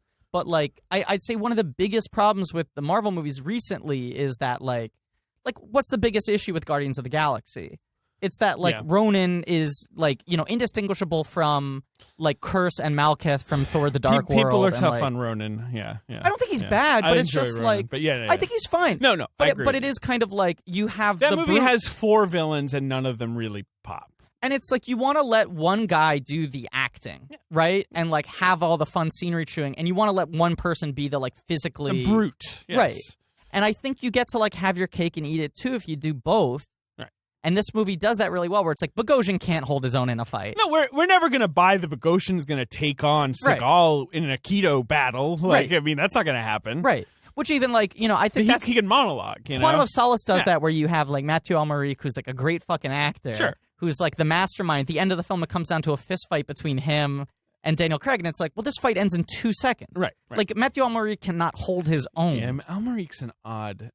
It's an I odd performance. love him. I love him as an actor. I was so excited when they cast him, and he doesn't really register. He really in has that one movie. scene. Like I remember, he has one scene when he freaks out, and that's it. But then he's got a big fight scene at the end, Well, and it's yeah, like but that this scene's fight would not go dumb. on this that long. Scene is dumb. So dumb. Yeah. So, all right, we meet Bogosian, right? Bad guy. He makes like some speech, basically like letting all of the passengers know he's taken over the train. They're all forced to the back half of the train. They're entering dark territory. Right. They are entering dark territory. They are indeed entering the territory that is dark. Among the hijackers, you got Peter Green, who was like a bad guy in like every movie. Yeah. In the early 90s. He's in The Mask. Yes. What else is he in? He's in The Usual Suspects for a second. He's Redfoot. I don't know. He was a big 90s heavy. I looked him up. He doesn't even have he's credited as Mercenary 1. He's in a lot of scenes. You would know who I was talking about. No, I know who you're talking about. And then we got Jonathan Banks is one of the guys who stops the train from Breaking Bad. Formerly of Wise Guy. Mike Ehrmantraut is one of the guys who stops the train. Looks basically the same minus some wrinkles. I mean, he's like a bald guy with a white goatee. It's basically the same guy. Yeah. And Everett McGill, who plays like the main buff henchman. Yeah. Right? Yeah. The guy with the white hair. Yeah. Great henchman. Great henchmen in this movie. Yeah, I mean, they're pros. And their job is just like surround Dane, let him work the pooter. Right. And I don't know, he has that dumb monologue about CDs, but I love it because, come on, CDs, remember, guys? Hot. CD-ROM. Is it the one where he's trying, like, winding up the tension of whether the CD has porn or, like, the ability to launch a missile on it? Yeah, it is. That's a great speech. Yeah. So it turns out the couple who are fucking... Okay, right. We should say when the train is hijacked, the guy goes, "What was that?" And she's like, "It's called an orgasm." Yeah. Which is ludicrous. But the idea that he brought her to orgasm, I mean, is insane. Not the that man does not look attentive to a woman's needs. No. That guy does not know how to listen to a body. I'll say that, But also, it's a ludicrous line of dialogue. But yeah, it's also insane that dialogue and then like a exchange, guy bursts in with a gun. Yeah, but here's the crazier thing, and this is just true that like that 2-line dialogue exchange won a Pulitzer that year. It's crazy. Like that's crazy. Yeah. But that was the time. That was Mike that was the Ovitz, moment. Steven Seagal. Like that was the 90s. And so you guys are right to get back to the plot that they do take these 2 agents, So right? But I do want to just point out one little thing. It is that they've established that Seagal was in the kitchen. Yeah. One of the mercenaries goes in there and just the cooks start fighting him. They do. And They're that's tough kind of cooks. cool because they're all tough cooks. I was going to say, I think Seagal respects a cook. Doesn't Nicolas Cage want to play a cook? Didn't you have some? I interviewed Nicolas him? Cage with my friend Derek Simon, and we asked him. This is one of the highlights of my entire life. Yeah. Okay, this is a good story. We did a phone interview with him, and they said only one person could be on the phone speaking to him. So we wrote out the questions, and I would hold up cue cards telling Derek what to say next. Right. Because if they said if there's 2 voices, Nick is going to get confused. Sure. So we talked to him at like 7 o'clock in the morning when he was promoting Ghost Rider 2: Spirit of Vengeance. Not a bad movie. And Not a good one. Yeah, and we worked really hard because we're big fans. Yeah. To ask him questions we felt like he Unusual wasn't being questions, asked, right, yeah. but also not just be like dumb, memey, whatever. Yeah, we did one like ridiculous. It question. doesn't matter. What was Okay. this question? So this question was, you said when you were promoting The Sorcerer's Apprentice, when someone asked you what drew you to the project, you said, well, I got the script and I went, oh, wow, I've never played a wizard before. Right. He's always wanted to be a sorcerer. Which is a thought that no actors had. It's No. like, that's weird, I haven't played a wizard yet in my Maybe career. Sam Jackson. Like, maybe someone else who does so much Who's played quantity. literally Right, everything. Yeah. But it's like, if you're an actor of a certain stature, you go like, oh, that's interesting, I haven't played a mother before. Sign me up. I haven't played a cop before. Certain things that are just like archetypes, but there are very few wizard movies. He was True. Like, Well, oh, that he is wanted weird. to play a wizard. And he was like, I signed on because I never played a wizard before. So we quoted that back to him for context, right? Right. And we're like, is there any other profession like that that would cause you to sign on just to play that role regardless of what the project was? And we were so ready for him to couch his answer and like, well, it's always about the material and who you're working with and like this and that, but And we said, is there any other job where if that was the title, if the character held that job, you would do the film immediately? And he, without a pause, went, chef, submarine, captain, astronaut. Now, which I believe he still never checked those boxes. He just did submarine captain. He did a film about the USS Indianapolis, which is the Jesus. It's what the fucking Jaws is based off, Quint's based off of, where they capsized and all got eaten by sharks. Mario Van Peebles directed a movie. I don't think it's come out yet. That sounds amazing. Called, I think, USS Indianapolis. That's him and Thomas Jane, I want to say. Give us a better, shark submarine attack. Come on. Don't call it USS Indianapolis. Yeah. That sounds great. Okay, so he's checked one of the boxes. He's checked one of the He's boxes. not been a chef yet. And he certainly hasn't been in space yet. I would watch Burnt with Yes. Nicolas Cage. Yeah. I don't know if I want to watch it with Bradley Cooper. No. But with Cage? Yeah. Burnt? Yes. I would also watch Cage do almost anything. Well, sure. Yeah. Anyway, back to the cook's Tough fight. cook. Tough cooks, they all get shot, but it's established Steven is now, he's like the rogue man who's, hasn't been found yet, and he's going to basically, throughout the movie, It's a Die Hard situation. Right, he's going to take care of business, right? Die he's going to Hard get rid Archer. of the mercenaries Yeah. and save Right, this was that his period where it niece. was everyone The would pitch was just Die Die Hard Hard on a blah. Yeah, it was right. guy who shouldn't be there that day. But watch out. Steps up to the plate in a contained space. And so then the two agents are captured. There's some Tortured with a eye. there's some dumb thing They're about going to poke them in the eye, explode their eyeballs. Yeah. Well, not to move backwards, I just want to quickly ask, because then I want to talk about the fucking eyeball thing. But do you think this movie is implying that all chefs and cooks are former Navy SEALs who gave up the life to just focus on something simpler? Sorta. Because the fighting skills come in so quickly, and that one guy's fucking portly. Yeah, no, Yeah. he's a big guy. So the eyeball thing, they're threatening the woman from the fuck couple. Mm-hmm. And he's got this laser needle that's they're heating up, and he's like the so lens much. of your eye is Right. going to It's going to go right collapse through the and lens, burn and then it's up, going to and then- boil yeah. your cornea, and you're just just say you want to poke him in the eye. Is Right. this hard? They're not going to want a poke in the eye by a sharp object. You could do the same thing with a knife. yeah, right. just anything, a finger. But for it's crying a out crazy loud. device, and he's just trying to get them to give him the launch codes, essentially, right? Yeah. It's the two of them have the launch codes, each have one half of it. Yeah. And they're also then getting all complicated because they're trying to explain how with the codes you still need other things. Right. And it just gets all muddled and stupid, but you're Yeah. just basically oh, they're going to give the codes away, and they do. Yeah. And then they throw him off a train. Yeah, off he goes. Brutally. Yeah, it's brutal. Yeah. And so after that, it's just Steven fucking climbing around on top of trains, under trains. It's pared down. Yes. I mean, that's it. That's it. It's They- just him fucking up dudes. Bad guys are in a car. They have the earthquake machine. Right. Yeah. Steven's on the train. Yeah. He's got to get him. And I remember I looked at my at the time left, and I was like, huh. How can they pad this, Yeah. really? He's just got to walk 3 cars over.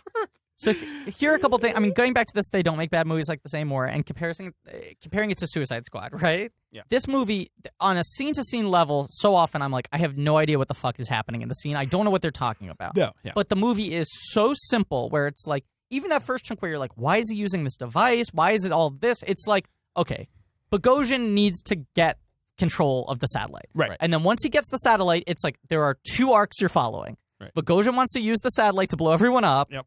Steven Seagal wants to stop him. And that's all you need to fucking know. From the couple that he tortures, we get that he invented the satellite and is crazy. Yes.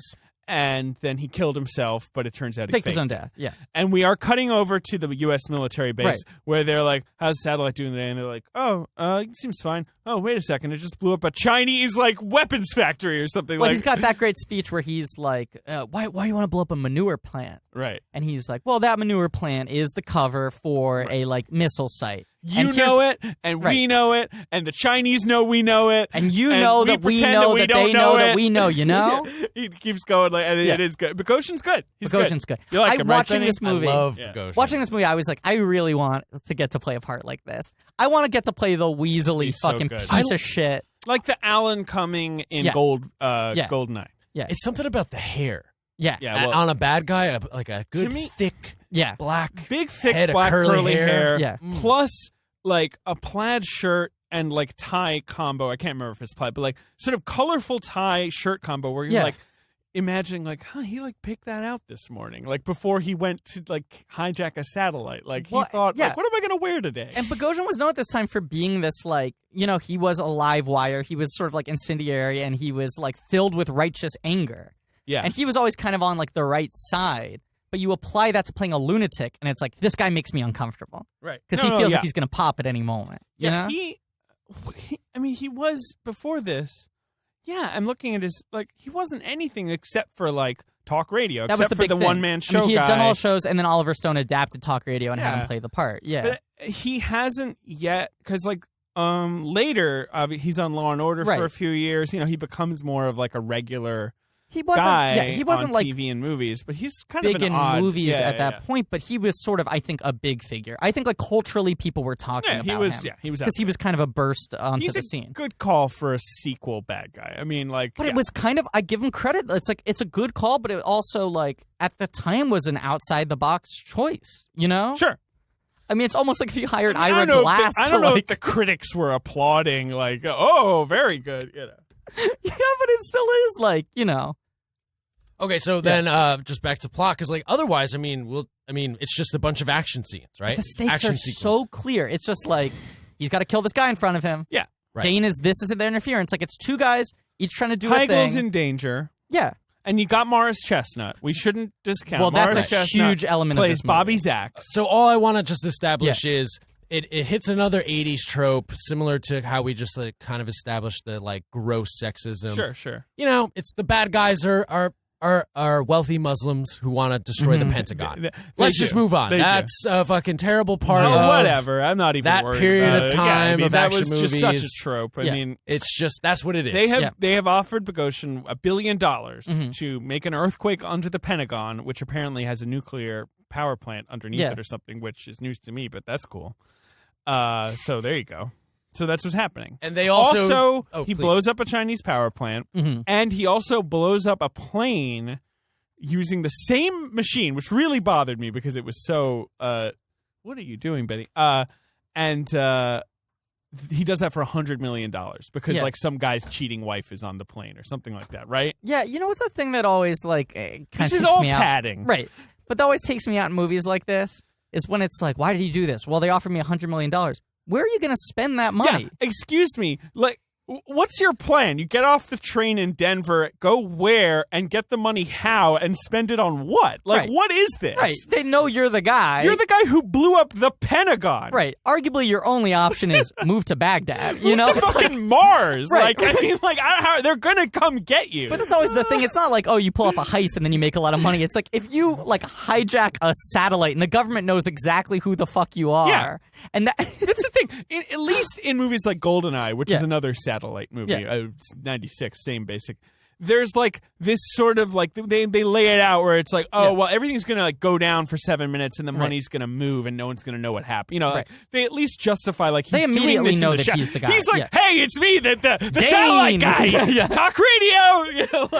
I like to think that this movie influenced Aloha.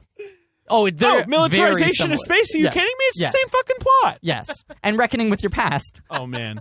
That's actually a really good point. It's really similar Aloha's to kind of a remake of Under Siege 2 Dark Territory. It actually is. Yeah, that is true. Oh, my God. All right, but there is that thing of like, you just imagine the guy like $100 million, that's my price, and he gets it, and it's like, what are you gonna do with the money? Well, I've always just wanted to settle down, get a nice house where I can relax, have the government look for you forever. I just want to travel the world. Everyone will be watching you. You're Dane, the man who hijacked a satellite. The Pentagon. Yes.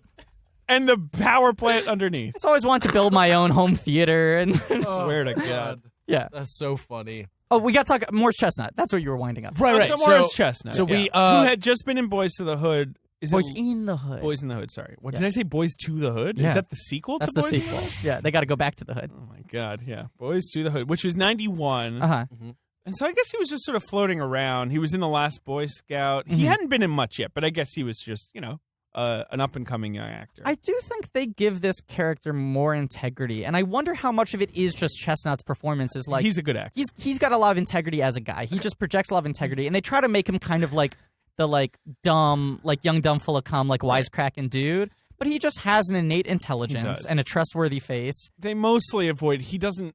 I don't know. I feel like the sort of hip hop influenced sidekick is a thing in these movies. Yeah. And there's a little of that where he's kind of talking just sort of I don't know, in almost a musical way about I got my, but they mostly avoid much. it. Yeah. And it sort of becomes that Seagal he mentors doesn't say that him. anything is pimped out or whatever. Right, I don't know. right. He doesn't do anything that's too egregious. Yeah, and they make him pretty smart, you know? I mean, they make him arguably, he seems more capable than Seagal. Yeah. Even when Seagal's trying to teach him, he projects a greater sense of, knowledge and confidence. Right. And, yeah. I also like that Seagal actually tries to teach him how to use a gun. Yeah. Whereas any of these movies, it's always, you know how to use a gun? And they're like, and it's just pull the trigger. Just squeeze. They don't actually give you any advice. Yeah. And he's like, okay, so what you're going to want to do is line up your sight. I can't remember exactly, but he gives a 2-minute two speech hands, on how to explains how to position yourself. Right. But this is the movie spends, I would argue Dane has more screen time than Seagal.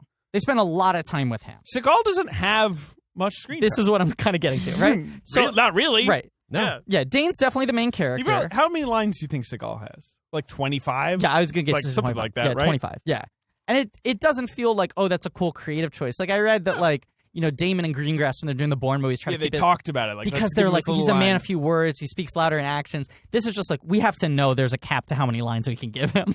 The audience needs to get one line out of him every 5 minutes to remember that he's still in the movie. Yeah. But the film establishes a real ensemble. And unlike something like Die Hard, where it establishes an ensemble so there's a kaleidoscopic effect and all those characters can pay off, this is we need to take as much weight off of Seagal's shoulders as possible. The ensemble in Die Hard is brilliant. Unbelievable. It's brilliant. I mean, that's why that movie works Yes. on top of all the other reasons why it Right. works. And it feels like the Chestnut character, they're almost trying to make him a more weaponized version of Argyle. Sure. Which is Argyle's such a good this all the little characters in Die Hard are so well written and human. The and fleshed reason out. it works in Die Hard is when you cut to Argyle or Yeah. you cut to Reginald VelJohnson or you cut to even the FBI guys who I think are brilliant.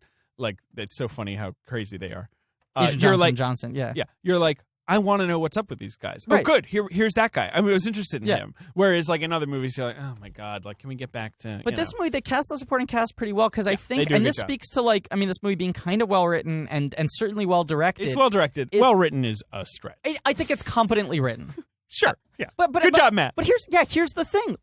Well written. I'm giving it the faintest praise in the world. But compared to Suicide Squad, where I'm I don't understand what's going on in this scene, let alone what the overarching goal is, Or how this connects to the scene before or the scene following. Any of that. Yeah. It's all of this is I don't understand what the fuck they're talking about, but I know he's trying to stop the satellite and Bogosian's trying to launch the satellite. Like and we that's just all said, you fucking need to know. The setup to this movie is dumb.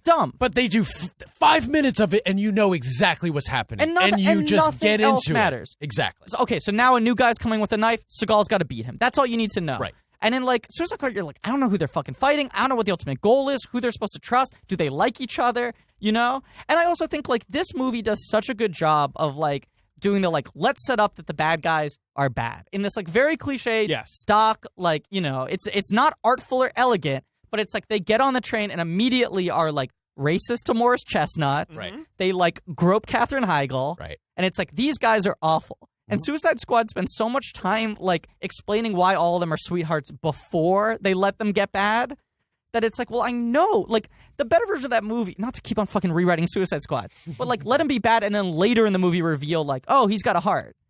But this movie just like, these guys are really bad. Like, you fucking hate them, which is what movies like this need because you want to see them taken down. And then you root for them to be, like, thrown off the train. Right, sure. And then crushed. Have their necks snapped. Oh, the guy who's crushed under the train. That's pretty good. I'll admit, these movies make you a little bloodthirsty. I almost wanted 2 seconds more of him being crushed by the train. Yeah. You know, it cuts a little too fast for me. But there's the thing where they, like, you know, and just, you know, action movies, like, big, like, sort of, like, popcorn movies like this are all about, like, setup punchline, right? Yeah. It's about, like, you set something up, you pay it off later. Mm-hmm. Right. And I was, the group that I used to do stand-up with when I was a kid, a couple years ago, I went back and, like, helped coach the kids.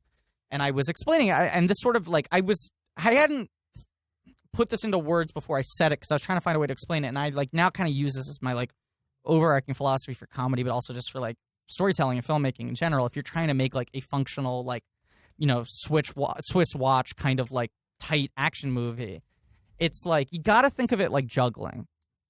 And you're, like, throwing a ball up in the air and asking the audience to keep track of that ball with the promise that you're going to catch it again. Right. And Suicide Squad throws, like, so many balls up in the air and then, like, then catches other balls that you didn't see them throw. A boomerang comes down. Right. Yeah, There's, right. like, that shit. But this movie, it's like, okay, he gets on the train. What's the name? Ryback. +1. And then you see them in big green letters type in +1. And you're like, why are they making such a big point of the +1? Because later in the movie, when the guys get on the train, they're like, why is Ryback here? He must be on vacation. Who's he with? They look at the log. They see +1. And they're like, it's not his wife. You know, it has to be a girlfriend. Sure. Or, like, he wouldn't take her on a train, you know? So then they have to, like, go and they, like, interview everyone. They cross-reference the names. They see the Navy SEAL necklace. Like, it's all set up. And everything they ask you to keep track of in your mind. Which is not a ton, but enough. But it all pays off. Yeah, right. None of it, like, in a way that's impressive. Yeah. No, they set, like, 3 balls rolling. Yeah. And then at the end, there are 3 balls for you to catch. But in this day and age, that feels I fucking know. masterful. Well, like, no, it's which just is economical. So I know what you're depressing. saying. Yeah, it is depressing. Do you know what I'm saying? Like, Yes, I know what you're saying. Like, this movie is bad, but I look at it now and I'm like, this is artful. It's like, there's spatial geography. Yeah, it's true. No, it's you understand true. what the characters are trying to do, even if you don't understand why. You understand what they're trying to do, and every plot point they set up, like, the jokes, like, pay off later. You know, the characters, like, are set up as a one-dimensional thing, but then they do the one thing they were set up to do. Like, it all fucking, like... I think that's all true. Yeah. But I think that we should also acknowledge that at one point, a mercenary opens a door and looks at a pair of women's breasts, and then Steven Seagal kills him and says, "Tits to die for." Yeah. I think this movie is not good, but I think this is the point I want to keep on reiterating. Wait. No, he goes, "Tits to die for." Tits to die for. He's like leaving he's already moving on before he says like, 4. We were saying this. Tits to die for. We were saying this before we started recording. He is the quietest movie star of all time. He's so quiet. And it doesn't feel like an affectation that's cool where it makes you, like, lean in like Brando. It just feels like he just doesn't know how to project. But yeah, I want to reiterate my, like, mantra for this movie is, like, they don't make bad movies like this anymore. No. Or at least not enough. Maybe once in a while. Like, maybe once in a while those Statham movies will But pop. I go see all those Statham movies, and they all feel a little too kinetic for me, a little too, Well, like, overly complicated. I think it's also because Statham popped in Yeah. movies directed by Guy Ritchie and then Neville Dean and Taylor, who were very, like, Yes. commercially. You know, I don't mean commercial in the box And office also sense. I mean, you're, their like- movies look like commercials. And you're like Olivier Megaton's, the, like, Europa Yeah. Corp thing, which, Yeah. like, those movies are super fucking overly kinetic and Yes. whatever. I mean, even, you know what, the Neeson movies actually come closest to this. Like, Nonstop feels like a Steven Seagal movie. I forgot about the Neeson movies. The Neeson movies, Some of them are too much, but, like, totally. But the Neeson movies are in their own odd because, like, Neeson was a serious. So it Right. was like the Charles Bronson Yeah. of his day or whatever, right? It's like yes. this, like, formerly, like, serious actor. Yeah. Who still will give a good performance in a movie once in a while, Yeah. but also is just very happy to just phone in the gravitas. Just Yeah. like, get what do I've got a gun. What am I on? I'm on a plane. Great. But, like, Gonna take 'em Nonstop, out. like, fucking works. Nonstop works. Nonstop's like a the good- one where January Jones is. That one sucks. That Unknown. one's real bad. Yeah, that one Yeah. sucks. But, you know, once in a while. I've seen all of them. I feel Yeah. like the Neeson formula is also like they just spin the globe and they're like, Baku, great. Right. Get him over there. Yeah. He's in Baku. How much do you give us, Baku? Come on, if we're going to film Liam Neeson. And they're Yeah. like, I don't know, $10 million. And they're like, great. The Baku story. We're setting it up. What's the story? I don't know. He's deadly. Well, here's this other, like, thought I have, okay? I think like the 90s like give rise to like the real explosion of parody culture. Like suddenly parodies start getting really, really big in a lot of different platforms, right? And also like people start parodying genre.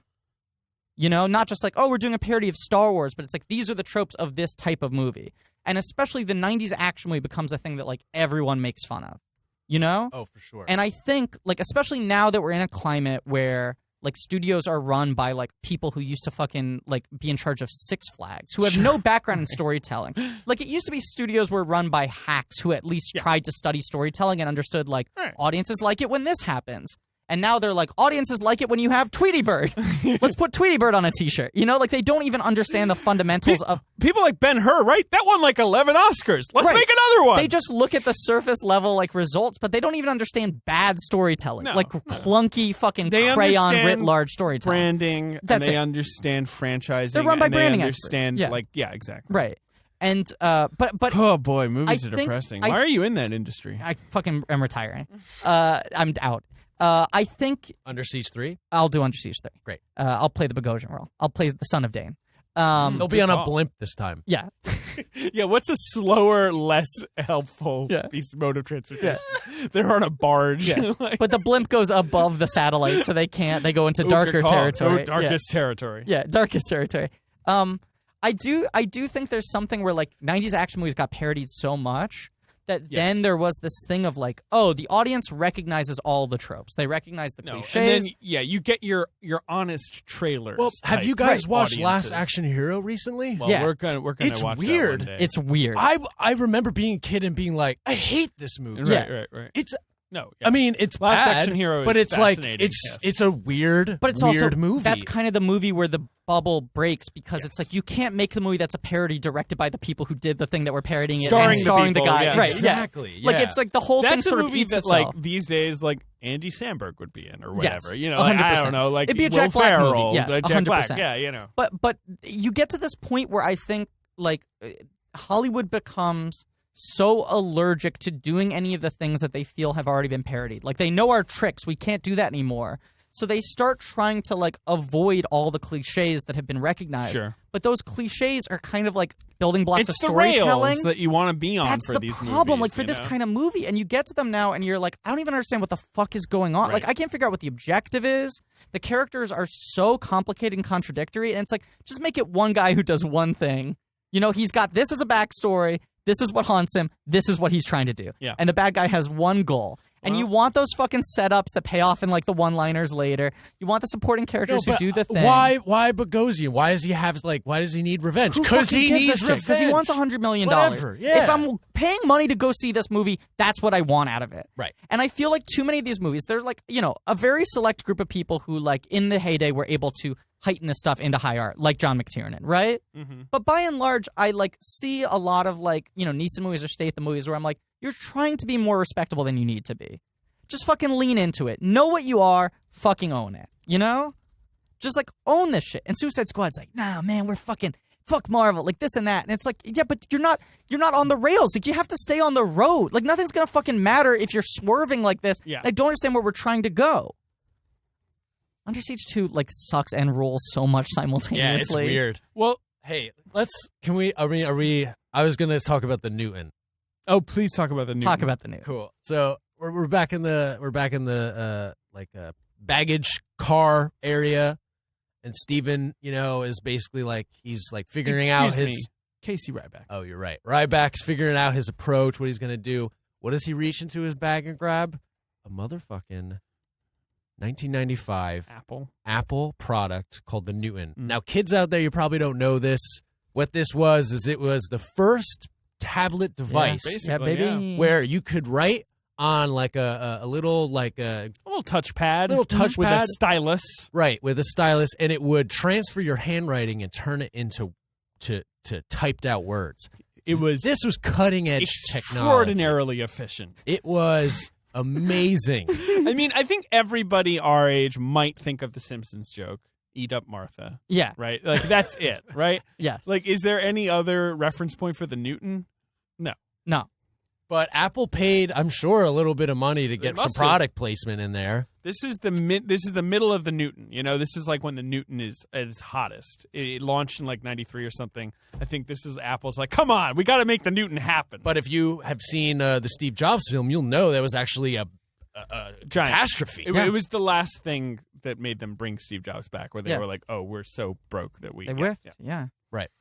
So he uses that to place a phone call. It's not really important. It's really just product placement, but damn it, I love it. Yeah. So good.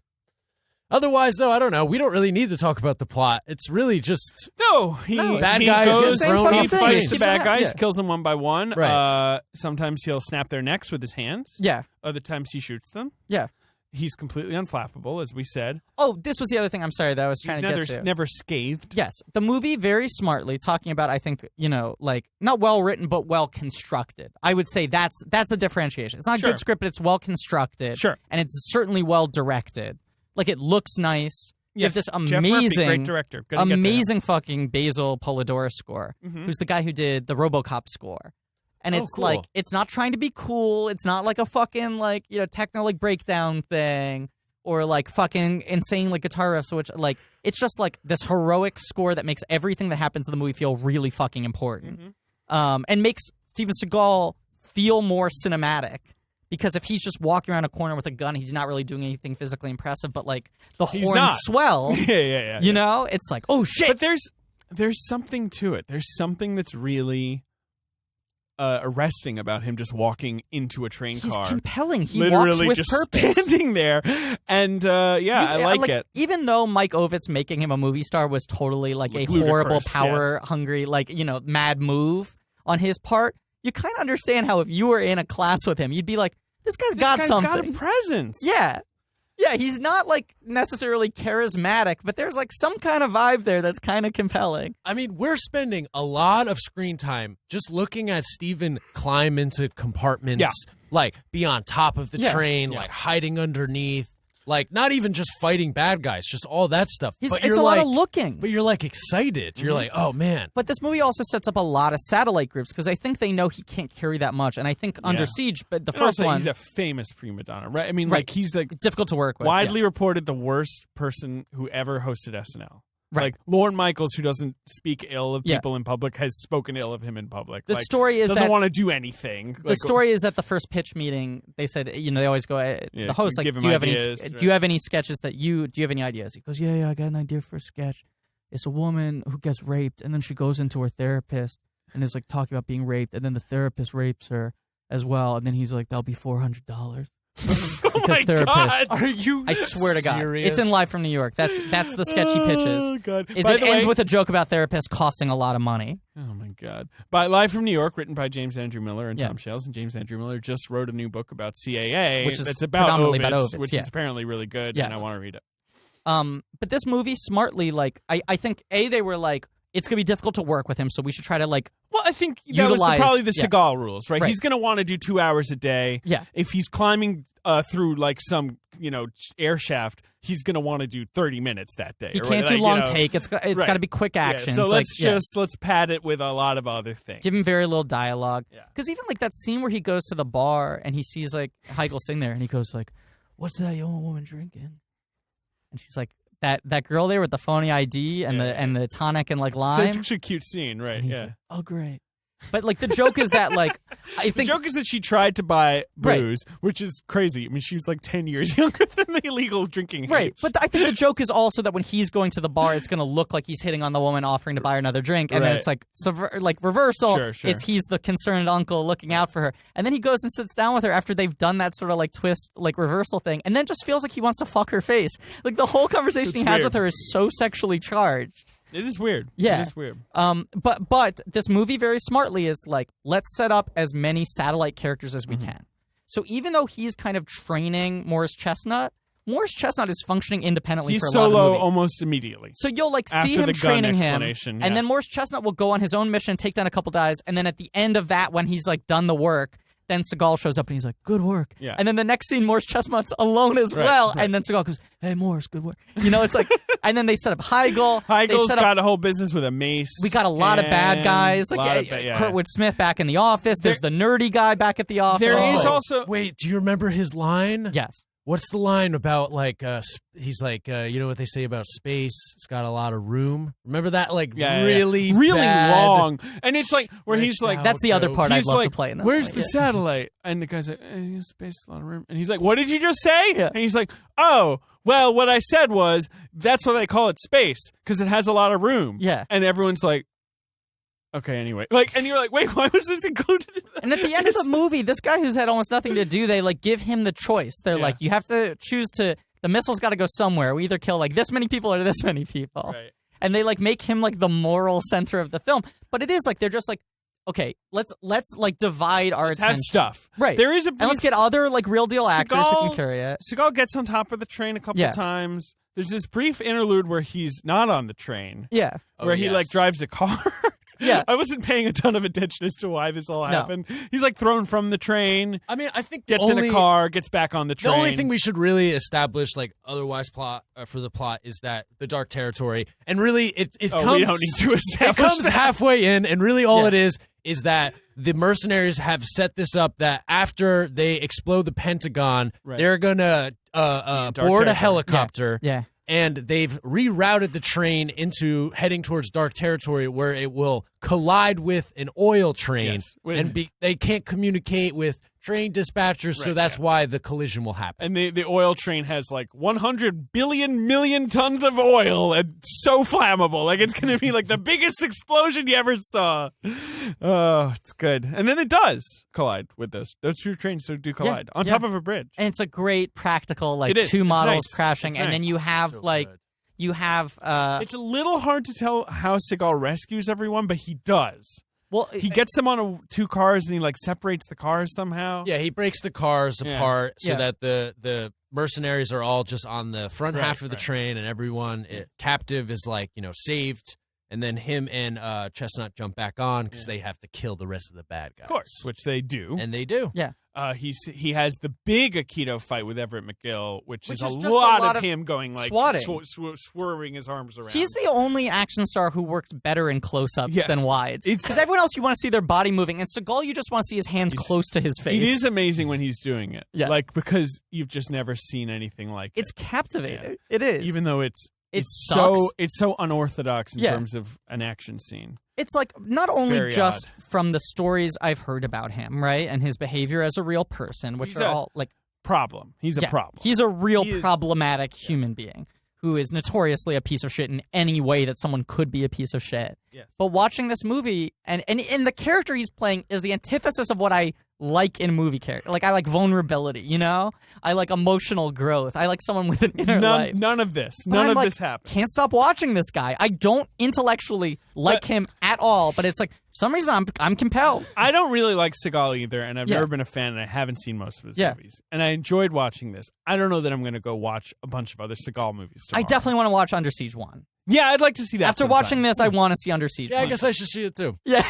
Interesting that you never saw it. I guess like USA or whatever didn't own the rights to one. They just had two. How many times do you think you've It was like how seen U.S. this movie? Marshals would be on TV all the time, but You're like, show me The Fugitive. Yeah. I have to say, I've probably seen this, not as many as Fletch, but like, I feel like I remember definitely being at friend's house and bringing this and easily like 15, 20 times. Yeah, that's great. So good. And I don't know. I mean, I think it's just he saves the day, man. Yeah. He fucking saves the way the day. He takes down Bogosian's like, I got the thing. There's no way you can stop me. I'm going to set the thing off. And then he's got a laptop. Right. We should also say that at one point he rigs up a bomb out of a pager. Oh, he makes and a bomb. Cocktail shaker. He's the filled chef with lighter of explosives. Fluid. Yeah. And that's and coconut good. oil. Yeah. And the bomb essentially there's a lot of time devoted to that, and then he just like throws it at one guy, and the guy is set on fire, and it's one of those classic old stuntman things where like the guy's on fire and he like wanders into 3 different rooms on fire. It's great. I love it. He like falls down the stairs on fire. It's good. But yeah, Bogosian's got the laptop and something else. Yeah, and he's like, I can't remember. I'm gonna You can't stop me. Yeah. Like, there's no way you can stop me. And Steven Seagal shoots the laptop and him simultaneously. And he goes, "Oh, I didn't think of that." I was like, that's very obvious. Yeah, But anyway. Yeah, maybe you shouldn't be holding the laptop over your heart. But then Bogosian does come back, climbs onto the helicopter There's ladder. like a great 90s shot where it's like these model trains and a model bridge, and then he's like superimposed over it, but in like old school non-CGI ways. Yeah, like, it's great. Yeah, and then they get off the train. He like hugs Heigl, and then they cut to Seagal's now wearing his like military uniform, which I don't know how much he wears in the first movie, but that's the poster image for the first movie. It is the poster image, and there is an Under Siege 2 poster that is essentially a ripoff of the first. That's like almost the exact same poster, except just with there's the a train instead of a boat. Right. Now, the one poster I know, which was the more, is he's like hanging onto the train, and Heigl's he's got a behind gun. him. And, and then they cut to this, and they're at the cemetery, and they look at the gravestone of his dead brother, Right. and they like just stand there, and then the credits start. Like it's like immediate out, but this song plays, right? Mm-hmm. Do you know where I'm going with this? Do you know about this song? So I'm gonna play some of this just so we can hear it. But if you could track in, add in post, Sure. in post. If you could add in the first like 15 seconds of the song, okay? Because I need to talk about so the image we're seeing on screen is Steven Seagal having just fought a bunch of terrorists on a train at the gravestone of his brother, okay? Okay, so she drops the flowers off at the grave. You see the gravestone. It says James A. Ryback. Yeah, his Navy. brother. Yeah, they hug. The first line is, "Oh, brother." The song starts with "Oh, brother" and very immediately becomes about a metaphorical train that has left the station. Yes. So I was like, this is the most fucking on-the-nose song of using all the buzzwords from the film, especially the last 5 minutes, right? Right. Where the fuck did they find this song? You know, like, did they reverse engineer the movie from the song? Did they get someone to write the original song? So I watched through the end credits because I'm like, I gotta figure out what the backstory of this song is. Written and performed by Steven Seagal. Are you kidding me? I am not kidding you. I did not know that. First of all, awesome. Dude's got a decent voice. Yeah. Credit where credit's due. He sounds a little bit like Bob Seagal. Yes, Bob Seger. Yeah. Seger. His singing voice is inarguably better than his speaking voice. What? Yeah. What do you mean? Come on. After the train's gone. Yeah. But he sings Sensitive. this song about his fucking brother going on the train to heaven. I wonder if Steven Seagal has a real brother who went on the train to heaven. I wonder if he has full albums. What if he was like, he sat down with like 23-year-old Matt Reeves and was like, I want you to write about my brother. He died.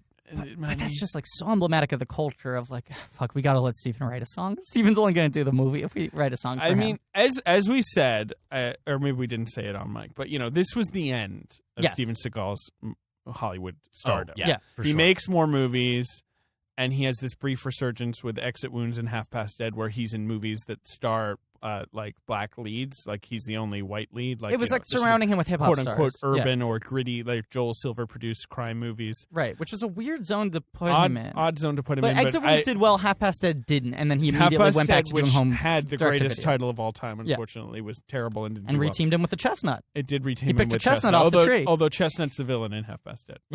But yeah. So and then that's it. He does direct to DVD. He does a reality movies. show about him being a cop. Yeah, which got in trouble after he was like sued, but then I think the lawsuit was dropped. He's been sued many times for like sexual harassment and stuff like that. Yep. Even the big one, rape. Notorious jerk. Has he? I mean, believe he's a bad dude. yes. It seems. Yes. Allegedly. And he's Yada, yada, yada. like I think his ex-wives only have awful things to say Many about him. ex-wives, Yes. including Kelly LeBrock. Yes.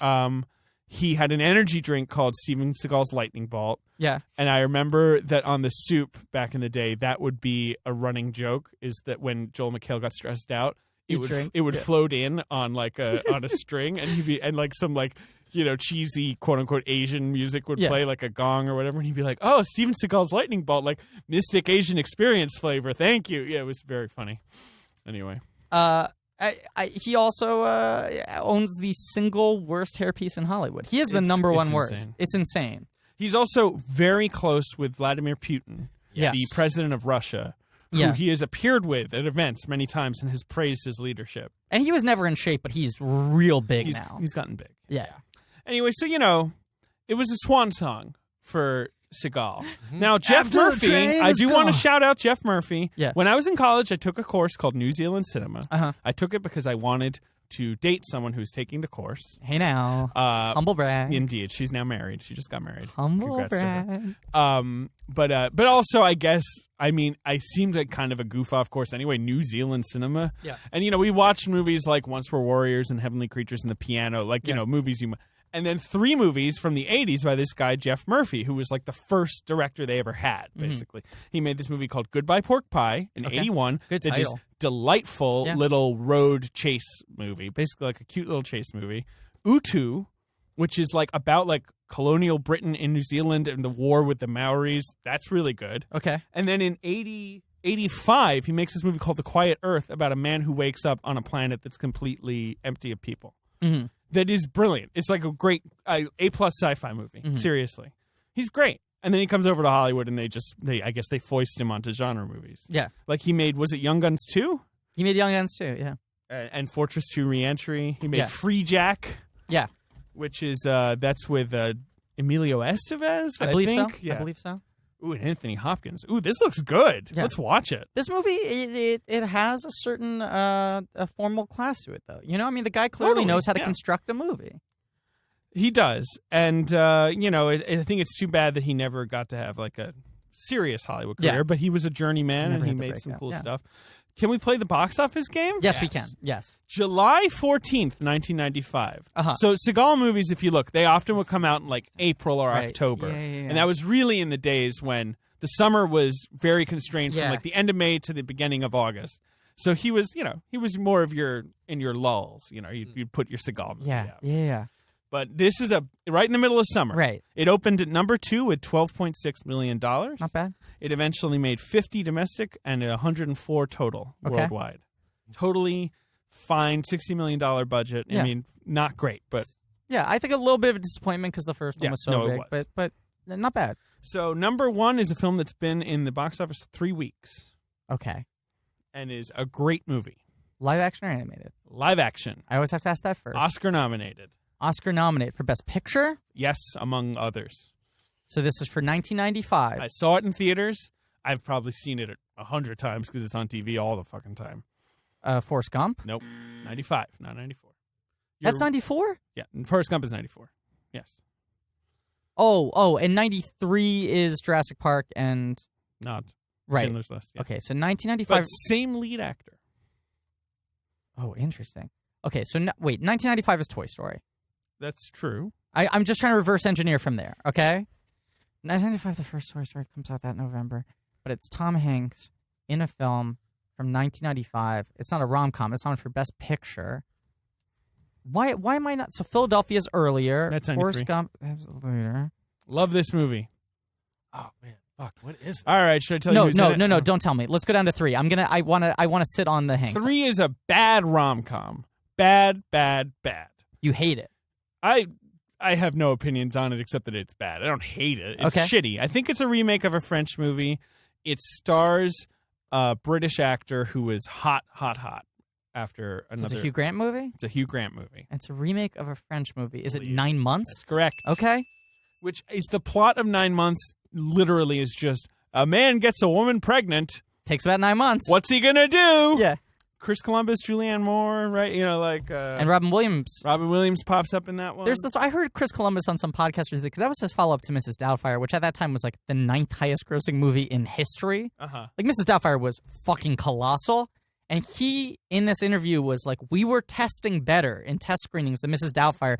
Everyone thought it was going to be a bigger hit than Mrs. Doubtfire." And then Hugh Grant got caught with like Divine Brown, and it ruined the movie. It was right then. And I was like, okay, that definitely didn't help you. Like that was the wrong But no sort of one messaging. was excited for There 9 was no months. way 9 months was going to outgross Come on. Mrs. Doubtfire. Come on. Okay, so 9 months is number 3. Number 4? Number 4 is an R-rated, sexy sci-fi thriller. Number 4 is an R-rated, sexy sci-fi thriller. It's not a sequel. It's a first. Not a sequel, although sequels were made. Species. Oh fuck yeah! Forrest Whitaker. Is Ben Kingsley in that? Yeah. Yeah. Natasha Weird Henstridge. movie. Natasha Henstridge. Yeah, okay. Number 5 is the big Disney animated movie of the summer. So 95, the star with Pocahontas? Correct. Cool. I'm doing pretty well on this one, Yeah, actually. you I'm are. surprised, yeah. But you don't have number 1. Okay, so 95 Hanks, why am I not fucking thinking of this? So Toy Story comes out that year, and he's on top of the world. Because by the time Toy Story... That's the whole thing. Stop thinking about Toy Story. It's not going to help you. No, but this is why it is helping me. Because the narrative on Toy Story was they hired him before he'd even gotten his first Oscar nomination.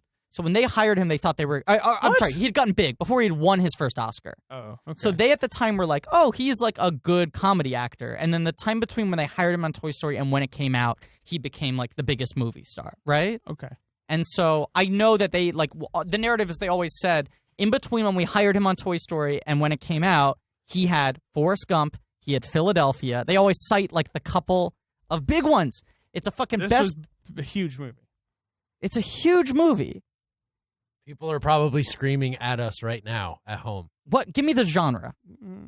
It's a drama. It's a real-life movie. It's based on something that really happened. Is it like a war movie, you think? It's not No. Saving Private Ryan. No. It's based on a real thing. I mean, if I tell you the real genre, you're going to know. Yeah, no, don't. Is it a director he had worked with before or would work with again later? Definitely works with him multiple times later. Can't remember if he'd worked with him before. No, he had. He'd worked with him. He works with this director a lot. Okay, so it's not Bobby Z, No. and it's not Spielberg. No.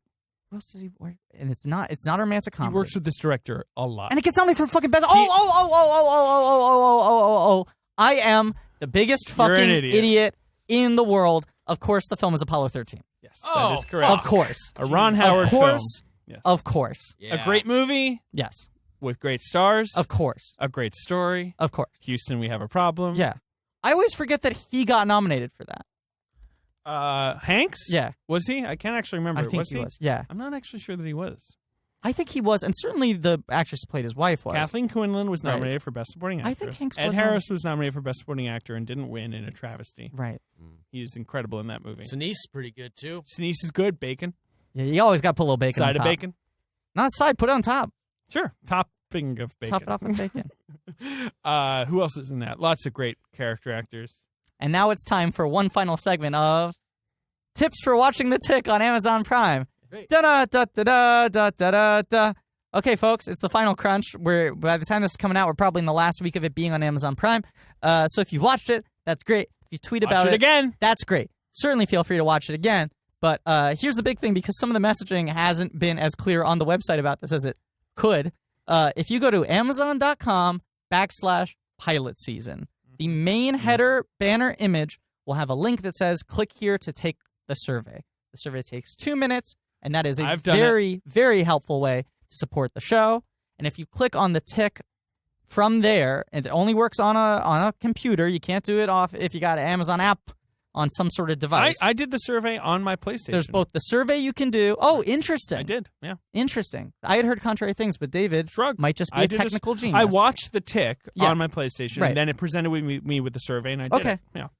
Well, if you go to Amazon.com/pilot season, it'll be right there. You can take the survey. It's very clearly marked. And then also, if you click on the tick itself and scroll down, there is a space where you can do like customer reviews as if it is a broom that you bought from Amazon. And giving us a star rating helps. You don't have to write anything, or you can just write thumbs up, no bits, pro smits, whatever you want to do.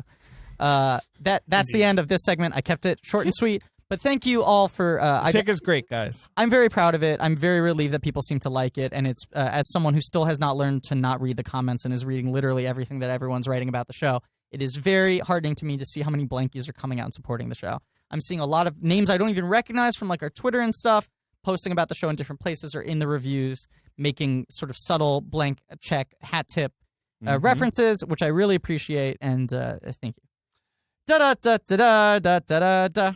Tick's great. It came out, and then I went to Connecticut. Yeah. My girlfriend her family has a home in Connecticut that has no internet or Wi-Fi or anything. I have like a little phone signal. You were jonesing to watch it. And so I had the whole weekend people being like, Tick's great, love the Tick. And I was just sitting there. And a lot of people Couldn't were tweeting watch at you going like, what, David's Did being you like suspiciously the Tick? quiet. Are you going to review the Tick? Yeah, and I'm of like, all people. I'm like, don't Yeah. worry, guys. I'm going to review the Tick.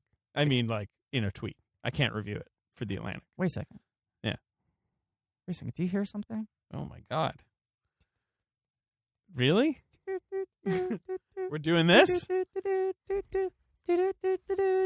you think he'd make a good burger? It's Chef- the Chef burger Seagal? report. Yes, he would.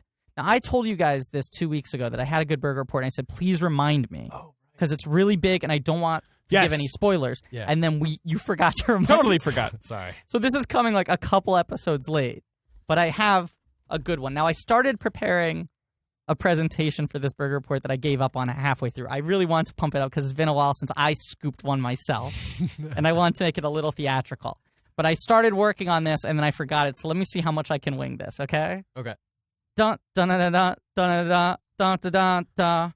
How does a podcast co-host, actor from Draft State, comedian dropped in the middle of a Schnippers Times Square burger location, searching for Famos, find one to put on his podcast?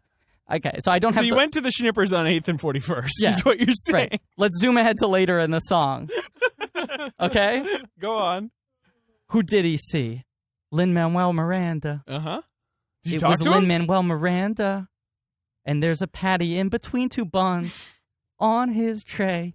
On his tray. So I clearly reverse engineered from that. I came up with the chorus. I thought that was good. Right. I started writing and then it was gonna too be hard. Stuck in my head I was all literally week now. Lin-Manuel Miranda. His name was Lin-Manuel Miranda. There's a patty in between two buns on his tray. On his tray. So yeah, hot scoop, I saw Lin-Manuel Miranda throw out a burger. You threw it out? He didn't like it? I think he was mostly done with it, but I just saw him disposing of the tray. Lin-Manuel, no one was bugging him? No, it was amazing. It's interesting because I feel like I've seen him tweeting like, guys, you know, I'm glad you like the show and I'm glad you like me, but like it's getting a little real. Like you guys are being a little freaky. I'll say this. So he has cut his hair though, right? And shaved his face. Yeah, and so he that's looks a big much deal. younger and he looks pretty different. And he's such a sweetie pie. I'm, you know, obviously a notable, like, you know, a skilled Famos spotter. But even I had to do like a triple take to make sure it was him. And then when I sort of was looking at him being like, I think that's him, he made eye contact with me and was like, oh, fuck, is this guy going to come up and like sing the song to me? You know, I could tell that he was like, I'm trying to be inconspicuous. Mm-hmm. But I did, in fact, see Lin-Manuel Miranda at Schnippers throwing out the remains of a burger. Yeah. I could not identify which burger it was. I want to say it was maybe the Schnippers Classic or I like the Old Fashioned. I go there before I see screenings. Yes. A lot at the Regal Ewok or the AMC 25. I have a tradition with my friend Alex Perlin where we go to see a movie at one of those two theaters almost every weekend and get lunch at Schnippers beforehand. And so I go to Schnippers, I'd say at least 3 times a month, and have been for months being like, I gotta see a Famo at some point. And it finally happened. I saw Lin-Manuel Miranda eating a burger. The burger report. Yes. We did it. It's fucking back, baby. You got it. And as always, please send in your burger Please reports. send in Yeah, your here's the thing. I mean, we've run out. Yeah. And Why didn't you talk to Lin-Manuel Miranda? he was leaving. I was trying to go see a screening of, what was I going to see? I don't know, some fucking movie. Who fucking gives a shit? No, I'm interested. Well, it would have been, at this point, this would have been like 3 weeks ago. So the last movie I saw with my friend was Sausage Party, but before How was that? Did you like I sausage? thought it was okay. Yeah. I haven't seen it. There's no joke in the movie that is funnier than the concept of the movie existing. Uh-huh. You know? Yeah. Like, I walk out and I'm like, ha, ha, ha, ha, ha. Yeah. That movie was made. You know, like, that's the funny part, is that people had to work really hard to make that movie. Trying to think. It's okay. War Dogs is okay. I wish you'd seen it with me. Yeah. There's little bits and pieces to it where you're like, Well, I was invited, so. Well, I'm sorry. You could. I had to see it Thursday night to I mean, you review just it. said, I wish you'd seen it with me. Well, and it's like, because that was ball was in your court. I was a bit of a chore seeing War Dogs. I wasn't like pumped to see War I Dogs. was out of town last Thursday too. I mean, All I right, couldn't well, have gone. But I fuck just you. still. I mean, it's the thought that counts. I saw The Light Between Oceans this week. Oh, how's that? It's okay. Yeah. It's okay. Yeah. It's okay. I also saw Obama Date the movie, which is very cute.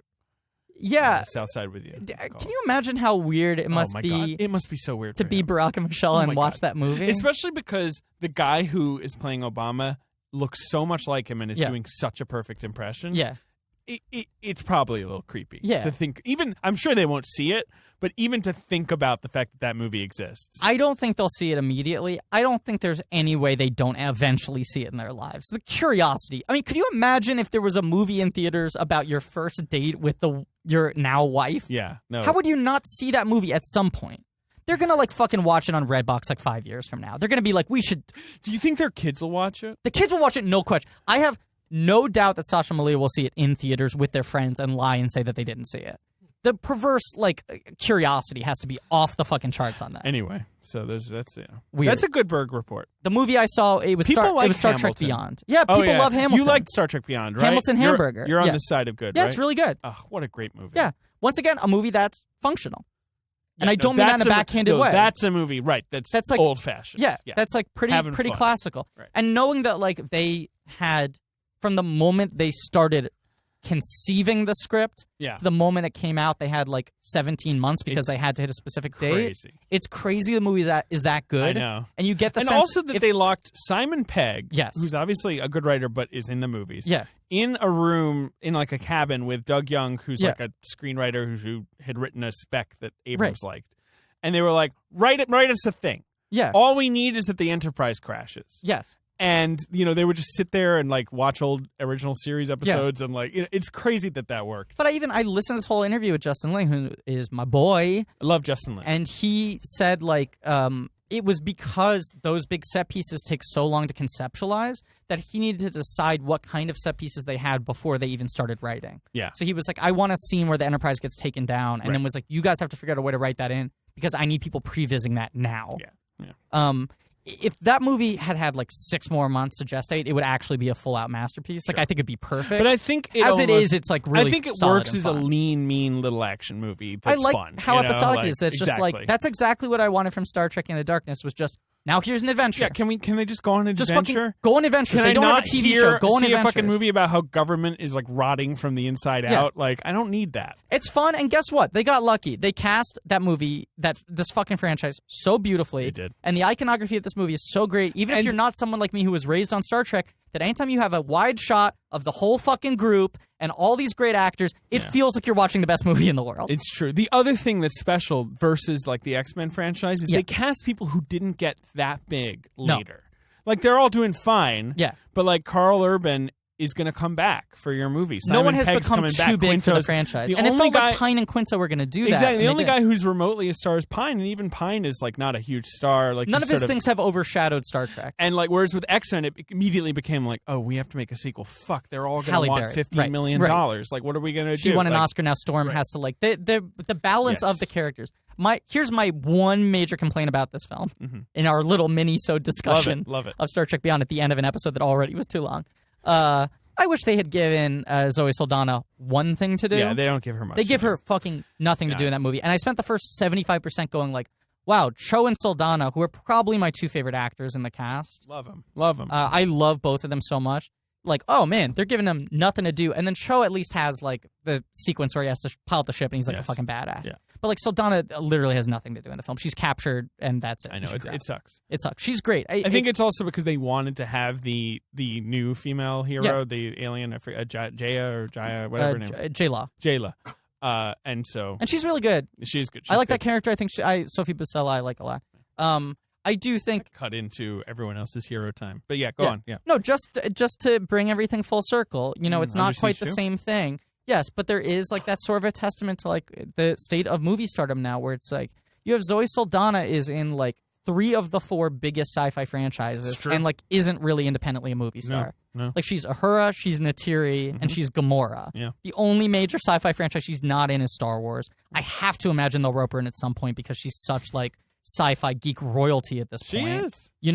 But it's like she's good at it. She's gotten one vehicle on her own. She's got Columbiana, which is like she's good in it. It's like they didn't give her another shot. Like these people don't really have she that. She shouldn't have spent so much time making a movie about Nina Simone. That was a mistake. Yeah. But also like Pine is like he's around. Kirk, I need but to his see, things outside of that. I need to see Hell or High Water. Oh, I need to see that too. Yeah. Anyway, this has been another installment of movies that David and Griffin are debating going to see this afternoon. Interested in, yes. Yeah. Thank you all for listening. Yep. To our episode about Under Siege 2. Yeah, thanks for indulging Ben, us. what's this episode going to be called? Oh, yeah. Under Pod 2 Dark Casting? Cast Territory? Like what is this called? Yeah, I think that's what Under Pod 2 Cast Territory? Yeah, right? Or Dark Cast. How about Under Podage? No, that's stupid. I just figured out what that is. Yep. That's like a horrifying Frankenstein that Ben tried to create. Yeah. And it like died on the table. It sounded like a Hungarian dish. Under Podage. Yeah. Can I get the fried podage, please? with a side of applesauce. No, that first title's great. We don't have to think about it too much. It's great. Well, tune in next week when we'll be kicking off our James Cameron miniseries, which we haven't named yet because we're recording these episodes out of order. And I'm excited, though. It's going to be great. What are and we I'll gonna say, call it? ooh, baby, get ready. We'll do a Twitter poll. Our boy Pat Reynolds, who's now doing our artwork, God, it's a fucking masterwork. I've We've already seen it. hyped it up, but God, it's madness. get ready. You folks are gonna come. It is a look into the eye of madness. Yes. that's what it is. And sometimes madness is beautiful. No, it is. It's twisted and beautiful. But yes, thanks to Pat Reynolds for the artwork. Thank you to Pat. Thanks again to Lee Montgomery for our theme song as always. And Ben. And Oh yeah, Ben. and as always, You think this is being shot? This ain't being shot. That's it.